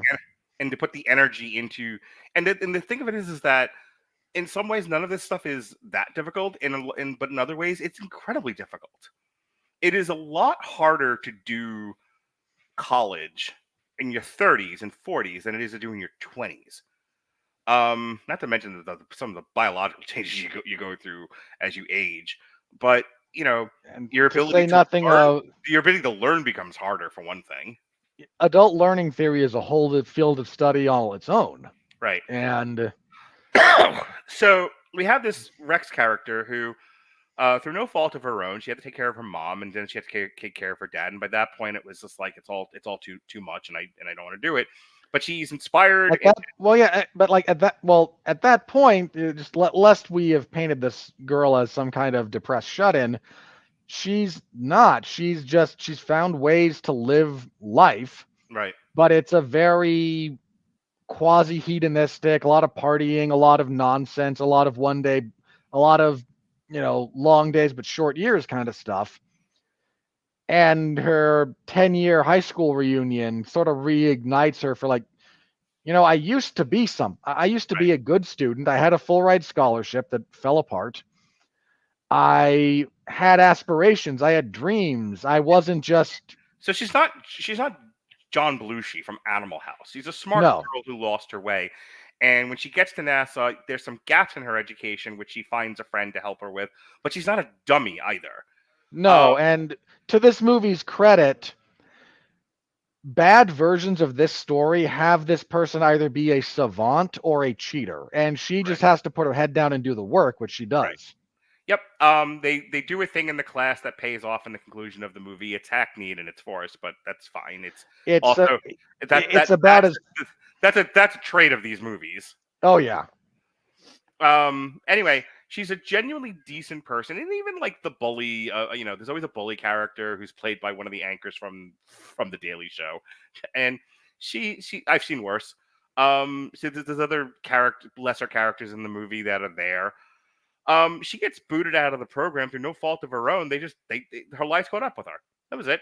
She's actually succeeding, and in the one thing where she probably could have never succeeded, she still manages to do it. She flies a fighter jet, and then she lands the thing, but she lands it amidst them finally figuring out that her resume was falsified. To be fair, her being a pilot is the one time in this movie when I rolled my eyes like, really? Yes. Well, there's a lot that she does in this movie that I will suspend my disbelief. I will believe in the power of cramming and hard work and resilience, fortitude. Well, also doing those with things that you are passionate about helps a lot. This isn't like trying to teach the art student math. This is something she is naturally inclined to pursue. Right. So I'll go along with this. And she also starts out visibly behind an 8-ball that she has to kind of overcome. Well, the one thing I wanted to make sure I said, because this is a hinge point in the movie, is she's not the one that falsified her resume. She wrote an earnest letter saying, "Hey, life has been tough, but this is a dream, and please give a dreamer a chance. You never know what I can bring to the table." And her friend gets a hold of it. It was like, no, this will never do. And so she makes up a bunch of bullshit, and then has to lie, over the course of her time at space camp. Which I kept referencing to my kids. I was just like, this is kind of like space camp. They've never seen space camp, though. Yeah, no, now they want to, though. They were like, please show us this movie. You should show them space camp. They'd appreciate it. I should. And so at that point, though, she's committed. Like, she didn't want to lie, and when she found out that she is lying, she takes her lumps. She takes her lumps willingly. Like she gets it. She has to go to space. She has to save her friends. That's how these things work. It's forced. It's stupid. It's hackneyed. But you suspend your disbelief and you go with it. Jonas was ready to throw his pants at the screen. He was like, "Get the fuck out of here!" And I'm like, "Jonas, that's how these movies go. Relax." Yeah. My favorite criticism of his throughout this movie is there's no fucking way she didn't know that she'd have to do all the schooling to get into goddamn NASA. She's sitting there like she's surprised. Like, yeah, I'm 10 and I know that. And then and then the best part of it was he had to tell you, I have a lot of knowledge about what you have to do to get into NASA and what you have to do to be an astronaut. For example, they wouldn't take that guy. He's wearing glasses. You have to have 20/20 vision. You ever just want to punch a 10-year-old? It was frequently. Like, it was one of those. It was like suspension of disbelief, pal. You're like, I don't buy this movie. This is horse bucky. But it's a sweet, lovely, positive movie, and I don't think it deserves the harsh criticism that it's getting. I'll tell you what, I think this movie is out of time. I think the reason why this is getting the harsh reviews that it is because this generation of moviegoers and critics don't get it. Yeah, but I'm Pepperidge Farm, and I remember. Ditto. Look, watching this reminded me of several movies I kind of grew up watching or renting. And some of them better than others, being honest.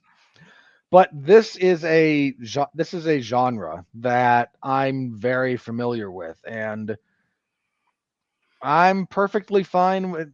I'm kind of with you. Like, I didn't love this movie, but I definitely didn't hate it. And I'm going to reiterate this. Just watching an earnest film is so refreshing these days that I'll tell you what, I'm glad the list ended out the way that it did, because we needed a palate cleanser every once in a while. Like, you didn't love Jack Black, but it was nice to have it in the list to sort of break up the horribleness of some of these other ones. And same thing with Space Cadet. Like, if this was 10 rock solid, stupid, bad movies, I'm not entirely sure I would have made it. So to have a jackpot and a Space Cadet in amongst these movies was nice. Yeah, 100%. Okay.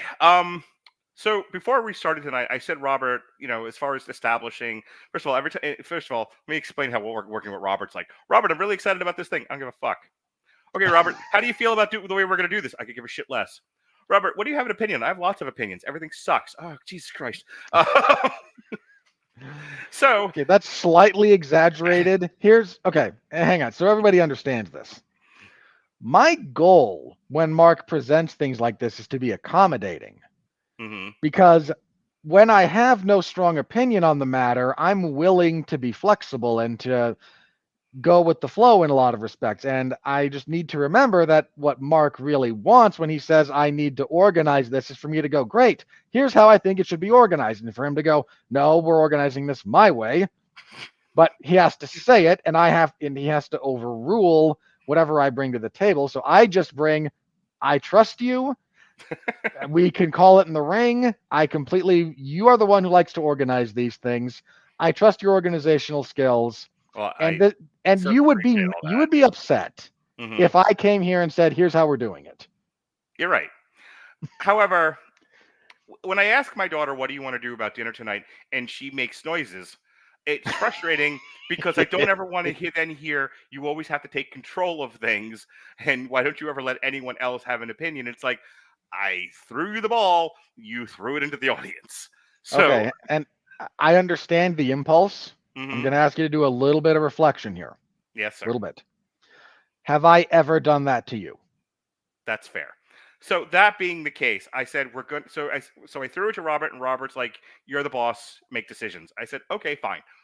So I said, we're going to do this the same way I did my whole spreadsheet for the years and movies. I assigned everything a 1, a 2, and a 3 for simplicity's sake.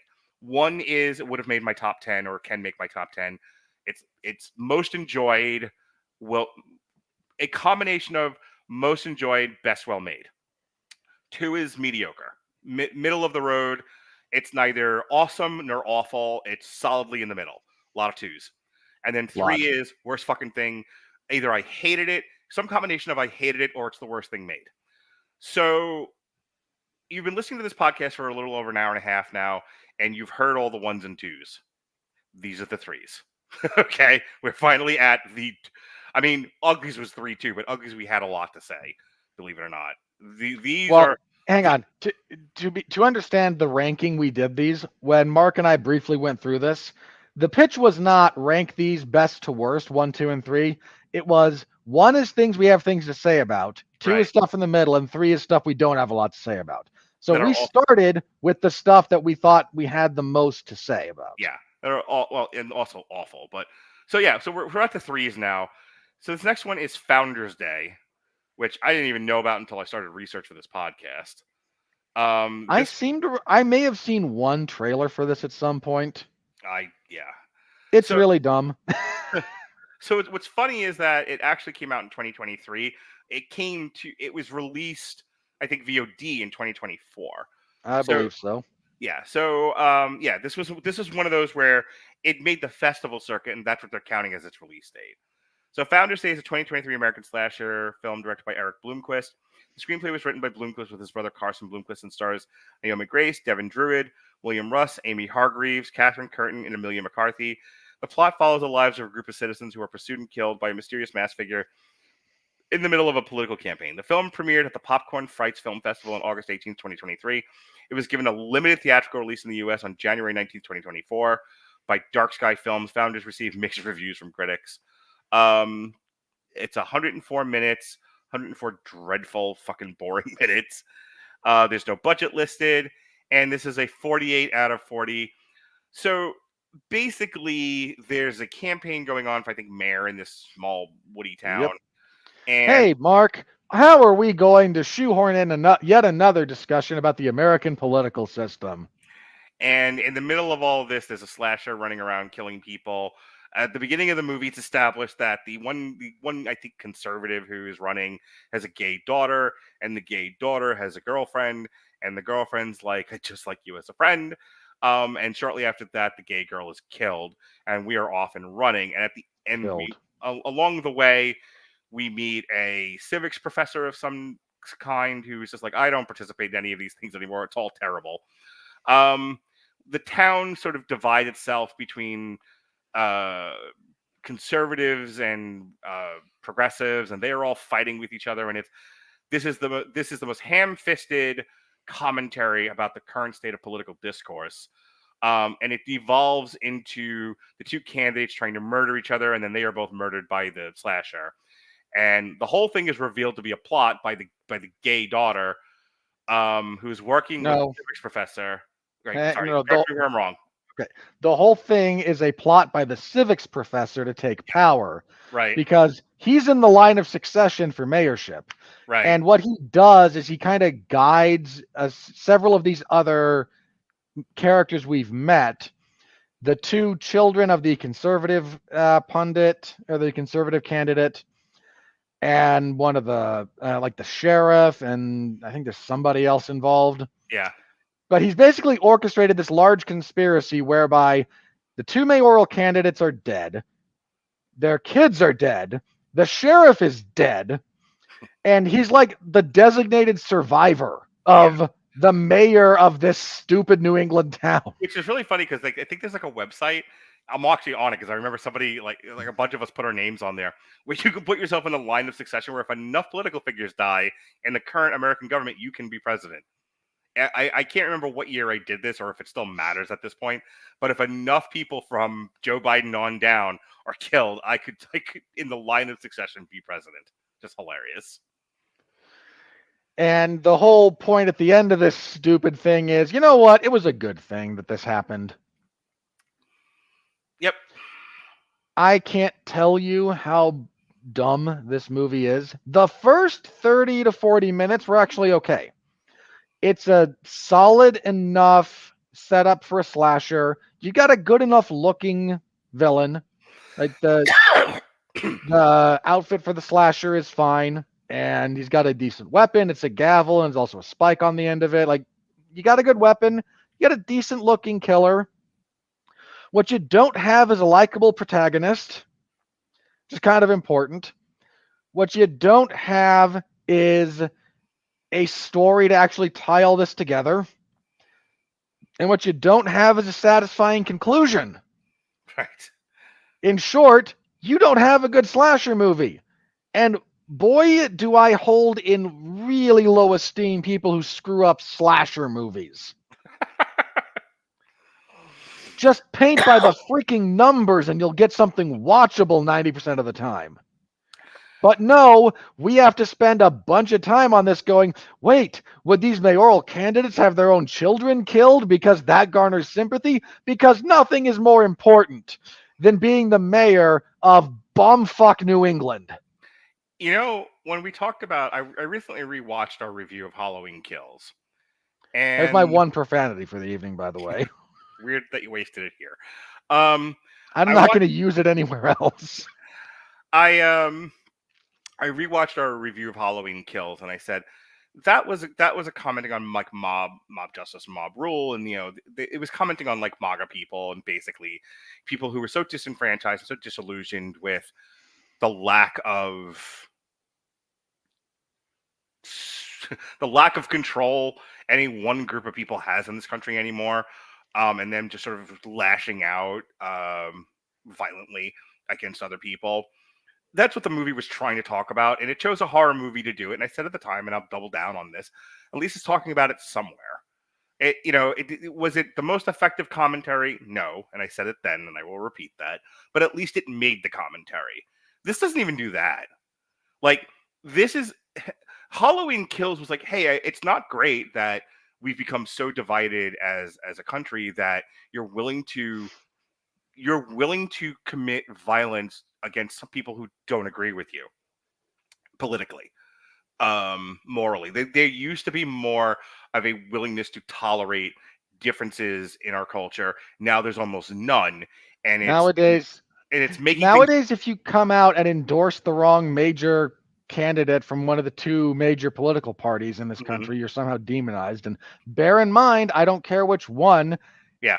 If you come out and say, yay, Harris, you're going to get booed by a group of people. If you come out and say, yay, Trump, you're going to get booed by the other group of people. And both seem perfectly willing to excise you from society. Right. And you it's stop being a person and you become objectified.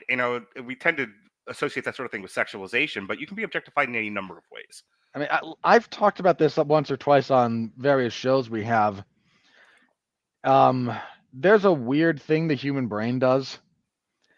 Because the brain does several things right. The best thing the brain does is categorize. And the only category that really matters, this is the first one we learn, your baby brain does this. It's us and them. Yeah. Now, hang on. This is an important subcategory of this. There is no biological or racial or ethnic component to that. Us can be anyone, them can be anyone. This is demonstrated over and over again in the literature. But there's a thing your brain does with them. And it's a weird thing, but this is true. You stop seeing faces because faces are how we recognize humans.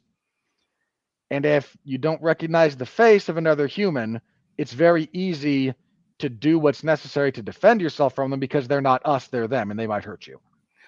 And when you start getting that cycle going, one, it's very, very hard to break. This is why how do you reform racists? Genuinely, you get them with someone of the group that they hate, and you get them to see them as a person. Right. And that starts at breaking because you no longer see blob, you see them, and they become part of us, and that's how that breaks. So we got to move this along, but the problem with Founders Day is that it has an interesting enough premise. It doesn't do anything with it. It's not a bad setup for a slasher movie. It's just it's in a big like you said, nothing. It's a big giant rush to get to the slashing, and it's like if the pitch is, what if we use the discourse in America, the discourse in America as the backdrop for our slasher film? Great, I'm with you. Are you going to say anything about the discourse? No. Like this film, the message of the film basically is the kind of thing you hear from an angry teenager, which is burn it all down. I'd rather when most teenagers sort of gravitate to either communism or anarchy, and the people making this film, you repeat yourself. and the people making this film were just like, anarchy is the way to go. I don't have any time for this. I lost patience with this movie about 30 minutes in. The real problem is, in addition to that, like the message you come away with is, it really is. We really all would be better off if a couple of very smart people created a secret society to suppress all of us. Look, I hate because they know best. I hate I hate sort of stereotyping based on political ideology, and maybe someone else sees it differently. But I do feel like that's such a liberal thing. And that's not me not being a liberal, so I'm attacking liberals. This is me making an observation as an objective person. That is the modern liberal understanding of that, is to cede. You can argue whether or not in some cases this is a good thing or a bad thing. That I'm taking a broad statement here, okay? Then it's not a value judgment. This is an assessment of. But there's a lot of the modern liberal political ideology that is, the world is too complicated. I cede all authority for all things that I do not know very well to people who have the right pieces of paper. And this is a very, in some cases, things are not infinitely, but they're very, very complicated. And that's not the worst thing in the world to let experts show their expertise. I appreciate intellectuals. I would not want many of them in charge of things. Because there's a reason this is not a way to actually run things. Right. It's a segment that needs to be considered very, very carefully. But seeding that, for crying out loud, The Simpsons lampooned this 20 years ago when they had the intellectuals run the town, and it just failed miserably. It never works well. I think when George Washington became president and he developed the idea of the cabinet and instituted a cabinet, there was the tacit recognition of, I don't have all the answers. So I'm going to have experts sit around me, and I'm going to consult with these experts. But I, being the president and being a leader, will take the best ideas, take what I think are the best ideas and the best way to implement them, and that's what I'm going to do. But I'm not just going to cede authority to the intellectuals. And that is how this should work. And what Founders Day is going for is no, throw all that out. Only the smartest people, i.e., the people I agree with, should be in charge. And that is such a child's way of looking at things, and it annoyed the piss out of me. Not to mention the fact that as a film, this has no style and no substance to it. And I really, setting aside my fundamental disagreements with the messaging of the finale, I really hate when the finale of a slasher movie makes as little sense as this one, just from a mechanical standpoint. Yeah. Well, also, when Scream did the multiple murders thing because they weren't magic, and they had to have a plausible explanation for why he was doing magic, it was great. It was an interesting take on the slasher. Now that every movie is doing multiple killers, I'm over this. Please stop doing it. Find another way to make your killer, your human killer, magic. This is ridiculous. Moving on. Yeah, not a good movie. No. Speaking of this is ridiculous, moving on. The best thing about Night Swim is the pitch meeting. Here's the thing about Night Swim. Speaking of movies that don't have enough story. Night Swim was a very good short film. It's one of those short films that should have been left a short film because there is fundamentally not a story here to sustain itself over 90 minutes. Night Swim is a great example of why I don't force Robert to do a lot of Damn You Hollywood for in-theater movies in January. Because January is usually where we play catch-up, I do other things, I dedicate my time to other stuff. I generally don't spend a lot of time with the movies released in January, and Night Swim is the perfect example as to why. This thing was, they knew this was dog shit, and they dumped it in January because of that, and it's why I ignored it. Night Swim is a 2024 American supernatural horror film written and directed by Bryce McGuire in his feature directorial debut. Based on the 2014 short film of the same name, starring Wyatt Russell and Kerry Condon, it follows a suburban family who discover that their backyard swimming pool is haunted by a demonic entity. Jason Blum and James Wan produced the film under the Blumhouse Productions, Atomic Monster, and this marks the first film from the two companies to be released following their merger on January 2nd. It was released in the U.S. This is the only one of these to get a major theatrical release, by the way. Universal Pictures on January 5th. It received negative reviews and grossed $54 million worldwide. So this was successful. This had a budget. Had a budget of $15 million, and it made 54. And I'll tell you, it is a classic example of when you can make your movie cheaply, you can actually make it. When it's especially in the horror genre, you can make a decent profit. I don't have a lot to say. It's horrible, and this almost made my bottom 5, except for the fact that it's so stupid. This didn't aggravate me. Wait, this is Unfrosted, Ugly. This is currently in my top 5. I take that back. This is god awful. Hang on, we still got Venom to go, so there's other things that that's not going to make my bottom. Craven might. Craven's got an outside shot at making my bottom 5. Both of those might make mine. Well, sure. In any case, Night Swim is boring. There are no likable characters.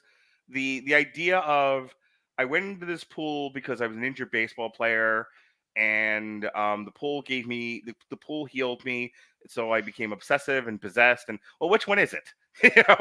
It's just like the pitch meeting where he talks about they spend an inordinate amount of time researching this pool while the family is in grave danger. I think is a great point, and probably the best criticism of this movie is that the part of the horror movie where it's like where we talked about like with Malignant.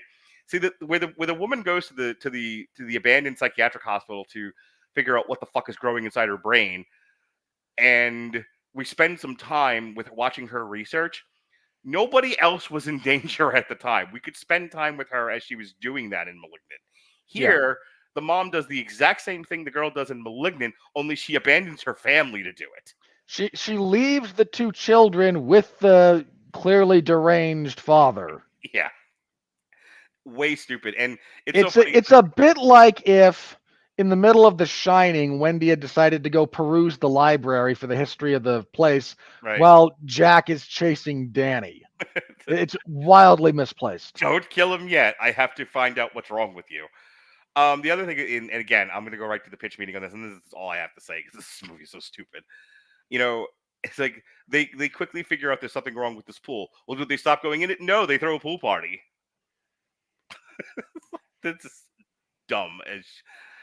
It's currently in my top 5 for just being bland, uninteresting, boring, stupid, poorly made, and it also that I mentioned it's a horror movie that lacks any scares at all. Like Megan had more scares. Probably true. By comparison of movies that came out in January. Like Megan was genuinely entertaining. This is hot garbage. So I'll say a couple of positive things about this very briefly. Okay. I like Wyatt Russell in general. I think he is well cast in this role. I just don't think there's anything to the role, and that's a writing issue, not an acting issue. Sure. But I like him in general. I think he could have made something more out of this if there was anything more to work from. I mentioned already the short film this is based on is actually quite good. But some short films, you can make them into longer projects. There's an idea there that might have more weight to it, that has something you can play with. We've seen a few of these. This one, and when we reviewed, when I was talking with Dorian on the last podcast, it came up. Was it Near Dark or Don't Turn Out the Lights? Something like that is another one that's based on a genuinely scary short film. Mm-hmm. Does not have the story to sustain a feature-length film in that same vein. Right. We get a lot of that here. It's just not very well made. It's not very scary. I'm glad it was successful enough to like not have everyone have a giant stain on it financially, but there's no reason to continue this. No, please don't do any more of these. All right. Just because we're getting to almost 2 hours here and I want to wrap up soon. The next one is Damsel. Which I sometimes won't watch the Critical Drinker stuff if I haven't watched the movie. But I think I was bored at work one day, so I ended up watching the video for it, and I went, okay, never mind. And then I saw it was on everyone's like worst list, so I was like, all right, I'll watch this, and I'll watch this with Lily. I bet she'll enjoy it. And I didn't watch it with her. The timing didn't work out, so I ended up watching it by myself. But I don't even think I think she would have. This was one of those where she would have been like, "It's fine," and then utterly forgettable. Damsel. Let me tell you what this is. Damsel is a 2024 American dark fantasy film directed by Juan Carlos Fresnadillo. Dark fantasy is up. Written by Dan Mizell. Millie Bobby Brown stars as Elodie, a young woman who accepts a marriage proposal only to realize she's being used to repay her royal family's ancient debts, and must now escape while surviving attacks from a dragon lurking in the chasm. The rest of the principal cast consists of Ray Winstone, Nick Robinson, Shohreh Aghdashloo, Angela Bassett, and Robin Wright. Don't feel bad for her. Damsel streamed straight to Netflix on March 8th. It's 110 minutes. It had mixed reviews. Yada yada yada. It has a 57. I think the highest of all of these. 57 of the. That's because there's a bunch of critics afraid to be honest about it. Let's be very clear about that. 90% of this movie is her running away from this dragon. That's it.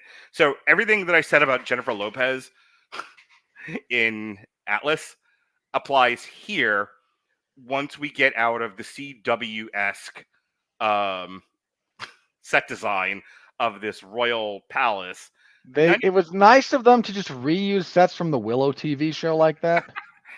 They basically, it was, again, this is like someone's LARP. And then 90% of the movie is her in a cave, either talking to the disembodied voice of the dragon or just running from the dragon itself. That's it. That's the whole fucking movie. And here's the thing. Like, the premise of this thing is that the king of this kingdom came down and killed 3 of the young dragons that were in their eggs. And so the dragon that showed up was like, what the fuck? And so the king was like, what if I repaid this debt? And they're like, fine, I'm going to kill 3 of your daughters too. And they don't have any daughters. They have a prince. So they get the prince to marry a young maiden from a nearby kingdom, and then they throw the young maiden into the pit. Apparently this has worked out twice so far. And we're down to the third one, who is Millie Bobby Brown.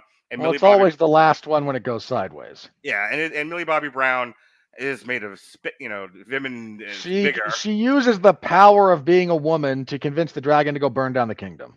Yeah, basically, she through the power of reason, she convinces. She's like, "Hey, wait a minute, I'm not their daughter." And the dragon's like, "Oh, my bad." They're like, no, go fuck these people up. And the dragon goes, "You're right, Millie Bobby Brown. That's the whole movie. We should all listen to women." I'm not saying you shouldn't have women leading. You shouldn't have fantasy movies out there that are led by women. But I think you owe it to the women to write better garbage than this. This is really bad. I've only seen clips, so let me start with that. I have not seen the full movie, nor will I. But something about even the clips from this movie struck me sideways, and took me a minute to think about it. The dragon should not be so easily defeated by reason, by the way. I think that made me laugh. Nobody else thought to tell the dragon, "I'm not their daughter, what the fuck?" Who knows? It doesn't ever get out to the other kingdoms. Like, hey, every time we send a broad over here, she ends up dead. Like, the word hasn't gotten out yet. All right, go on. Again, we can do this all day. we are Captain America next to this thing. Yeah. But here's the big thing that struck me about this one. The more I thought about it, like you said, I don't object to fantasy led by female characters. Mm-hmm. I don't even object on some fundamental level to, hey, let's deconstruct a little bit the damsel in distress. I'm not opposed to that. I would prefer it be done well, but the big problem with this movie is dated. Yeah. And the real problem... Hang on real quick. I wanted to say, and I just missed my opportunity to say it here because I was thinking about this earlier. You know what this, from a set design point and the way this was filmed, this reminded me of the old Alice in Wonderland that went straight to network, where she fights like the Jabberwocky. It's from like when I was a kid. I don't know. Okay, yeah. Yeah, this seems like a network television Alice in Wonderland movie. Well, so visually it's a little bit dated in that respect. Conceptually, this is dated about 6 years ago. Mm-hmm. This is a very 2018, 2019 there was a better philosophy on writing. There was a better version of this last year with the girl who has to fight her way through a tower. Yeah. I think that one went straight to Hulu. It wasn't very good either, but it was better than this. Yeah, it was much better than this. But this is a movie that was pitched in 2018 as, hey, we need a girl boss in the fantasy genre, right? So here we are.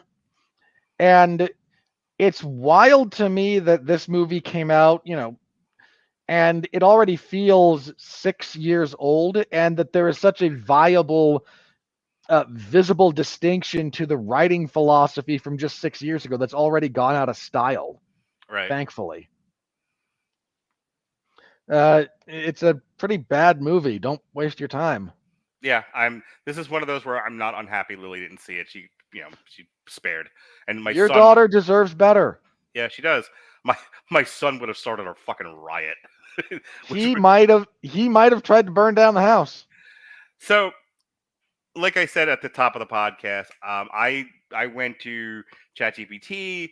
I didn't necessarily. I believed it when it said these all came out in 2024. Though it did throw me others, and I recognized them as not being in this year, so I threw them off the list entirely.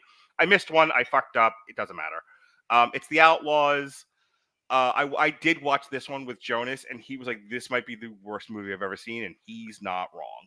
This. Oh, what was it? Hang on. I remember what I said about the Uglies. Because I said it was so dumb, I think my brain tried to chew its way out to the top of my skull to escape. Right.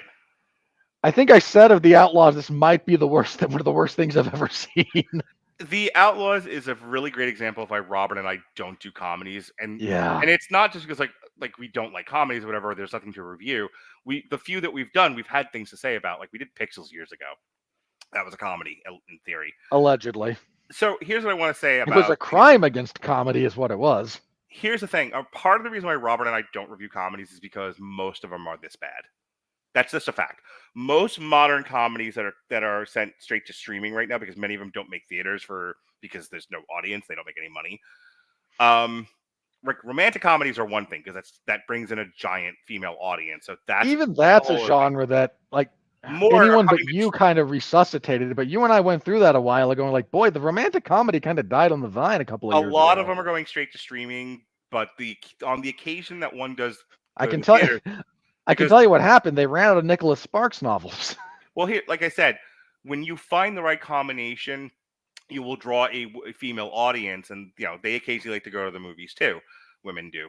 So, but by and large, 9 out of 10 comedies, straight comedies, go straight to streaming because nobody will go to the movies to see these things. And a lot of them, and this is the point they're trying to get to, a lot of these modern comedies, I was saying before about Space Cadet, I don't think the modern audience gets it, and that's why it's not. There's a disconnect. It's the reverse with Outlaws, where I actually do think these comedies resonate with large audiences, but that's because I think by and large our culture has gotten way dumber. And so we are almost reverting back to sort of a appreciation for witless slapstick. And it's we're 2 or 3 generations removed from the cringe humor that dominated the early 90s with movies like There's Something About Mary, which I found gross and drove me mostly from the comedy. You are, man, I've never heard you say something I agreed with more. I hate that movie so much. There came a point where the people were confusing gross with funny. Yeah. And it's if you've ever been around little kids will do things like, you give them a glass of soda and they go well, wouldn't it be funny since we're out to eat and you're not watching me if I dump all the sugar in the soda and then the Tabasco sauce and then the jelly and look what I've made. And it's, and I'm going to drink it because being gross is fun. Okay. Yeah. If you're 7, sure. If you're 40, no. But a lot of 40-year-olds have the mentality of the emotional maturity of fucking 7-year-olds. Which brings us to The Outlaws. This is a movie that's so bad, even my son was like, fuck this movie. Why did you make me watch this? He's like, this is the worst thing I've ever seen. You need to understand how bad this movie is, people. Pierce Brosnan has so much charm, right? A near infinite well of just natural charisma and screen presence. I'm not saying every project he chooses is good, but his presence in a film has elevated a lot of really bad material to something at least passable, at least to somewhat watchable. Yeah. Somewhat. The Outlaws is a 2023 Even American... Pierce Brosnan can't save this. Nothing could. I'm to the point where I'm starting to think anything starring Adam Devine should be avoided at all costs, unless you're. Oh yes, he sucks. Yeah, unless you're trying to do some sort of forced interrogation. The Outlaws is a 2023 American action comedy film directed by Tyler. He's volunteering to test enhanced interrogation techniques for Guantanamo Bay or something. Written by Evan Turner, Ben Zazovo, produced by Adam Sandler, Adam Devine, and Alan Covert. It stars Devine, Nina Dobrev, Ellen Barkin, poor Ellen Barkin, and Pierce Brosnan. The plot follows a bank manager on his wedding week whose bank is robbed by criminals that he very strongly suspects might be his future in-laws, which he gets proven right as he works with them with a crime boss that criminals made enemies abduct his fiancée. It was released on Netflix July 7th of last year. It has a 21%. This is everything I hate about comedy.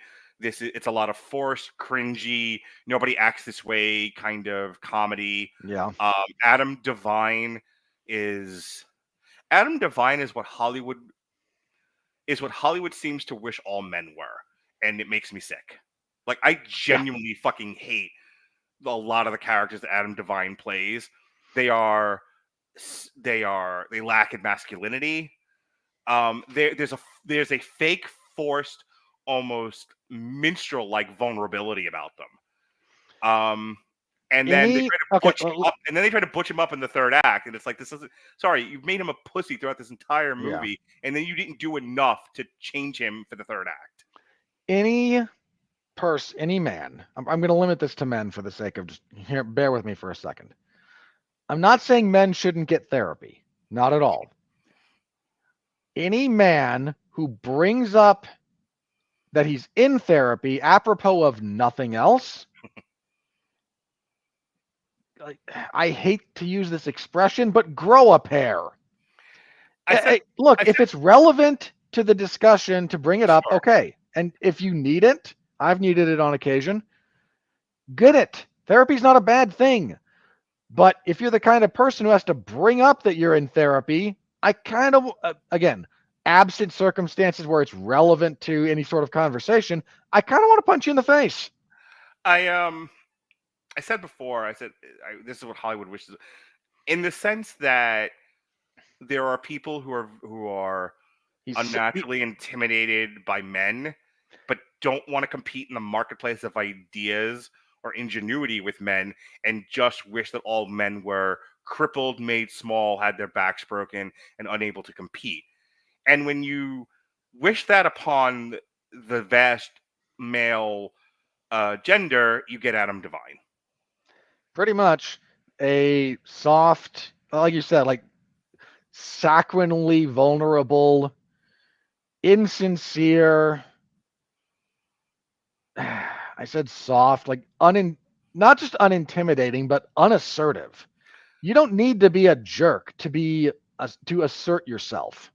Here's the thing: like, women don't want people like Adam Devine's character. Straight women don't want men. Straight women don't want men like Adam Devine. People who don't like men think women should have men like Adam Devine. Yeah. So yeah, The Outlaws is fucking terrible, and I'm mad at myself that I didn't check the date before I made it. Yeah, it's not good. All right. So that, folks, is our survey of the top 10 worst movies of 2024-ish. And now I have my bottom 5 filled out, unless something comes along to replace it. But at least I feel better going into the end of the year stuff, where I feel a little bit more prepared. I also feel like, okay, I said next year, I was talking to Mick and Mac Kenter, and I said, hey, I really need some like solid guest hosts for some triple features where we do, so I don't have to cram like this again. I want to try to work in more of the streaming movies, like once a month or so, kind of like what I do with Jesse, like once a month we do a TV show. I kind of once a month. Once a month we do a little a mini survey of stuff that's been released that went straight to streaming, kind of thing. And they bought in, but you know, I don't know if you're volunteering for this. I wasn't gonna draft you, but they certainly threw their hat in the ring to try to make this happen. So I want to program more of these. You're certainly my on deck guy. So always.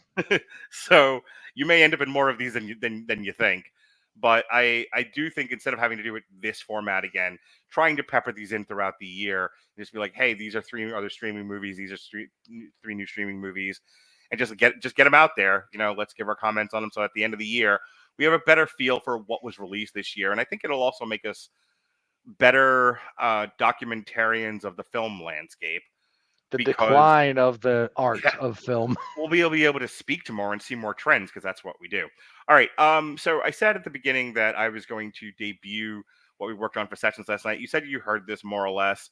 For those of you that haven't, this is Damn You Hollywood, the song. This is what I feel like our podcast sounds like as a heavy metal song.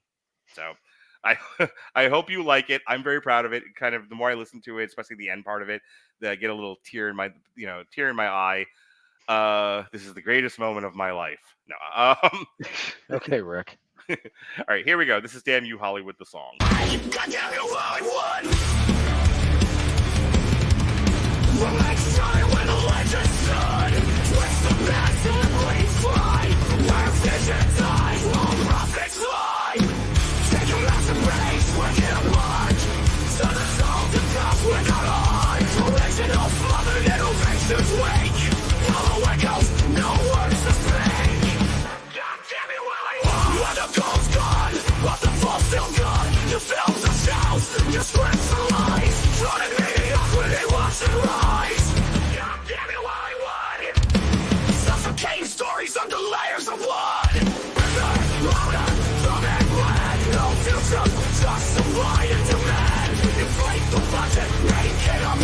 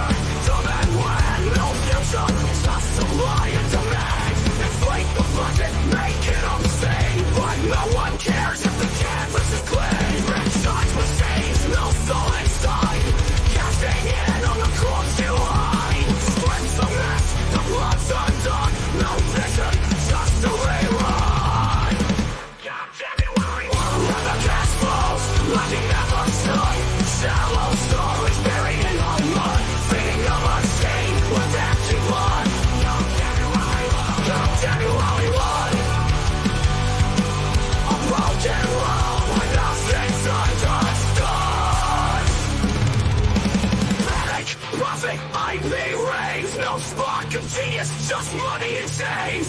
Press the knife, bleeding dry.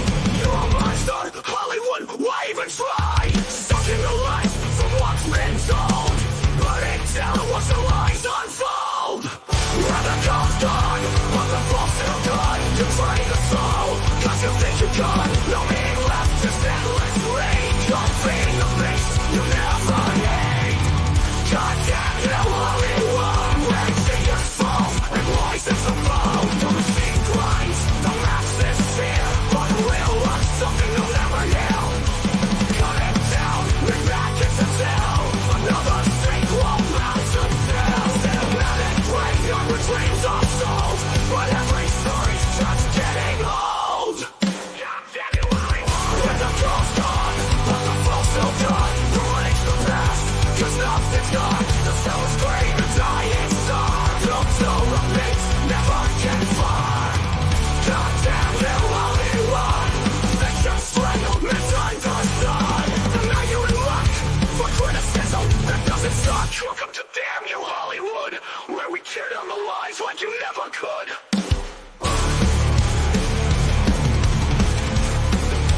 Well, we tear down the lies like you never could.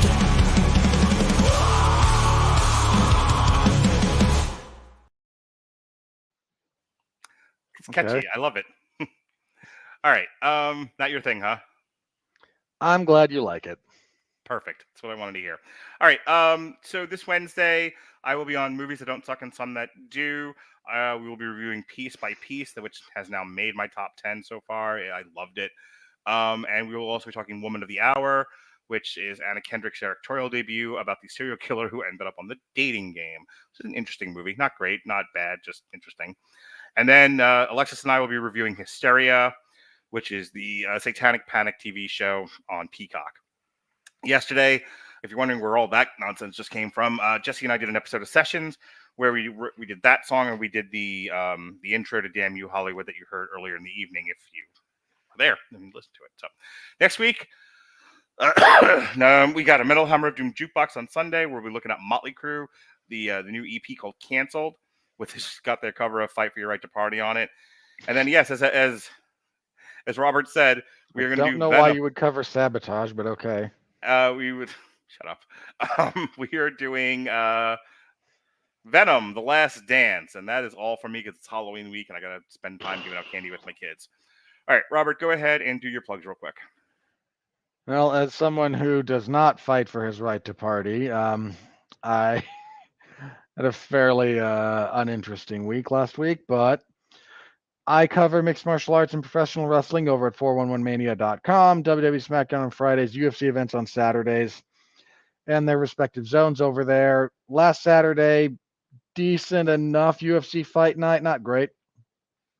But this Saturday, starting at 10 a.m. Eastern time, we have UFC 308, which is headlined by maybe the best fight you can make in the entire sport of mixed martial arts, with Ilia Topuria defending the title against Max Holloway. Very much looking forward to that fight. Full preview can be found over at the 411 Ground and Pound MMA podcast, which I record Sunday evenings and goes up Monday.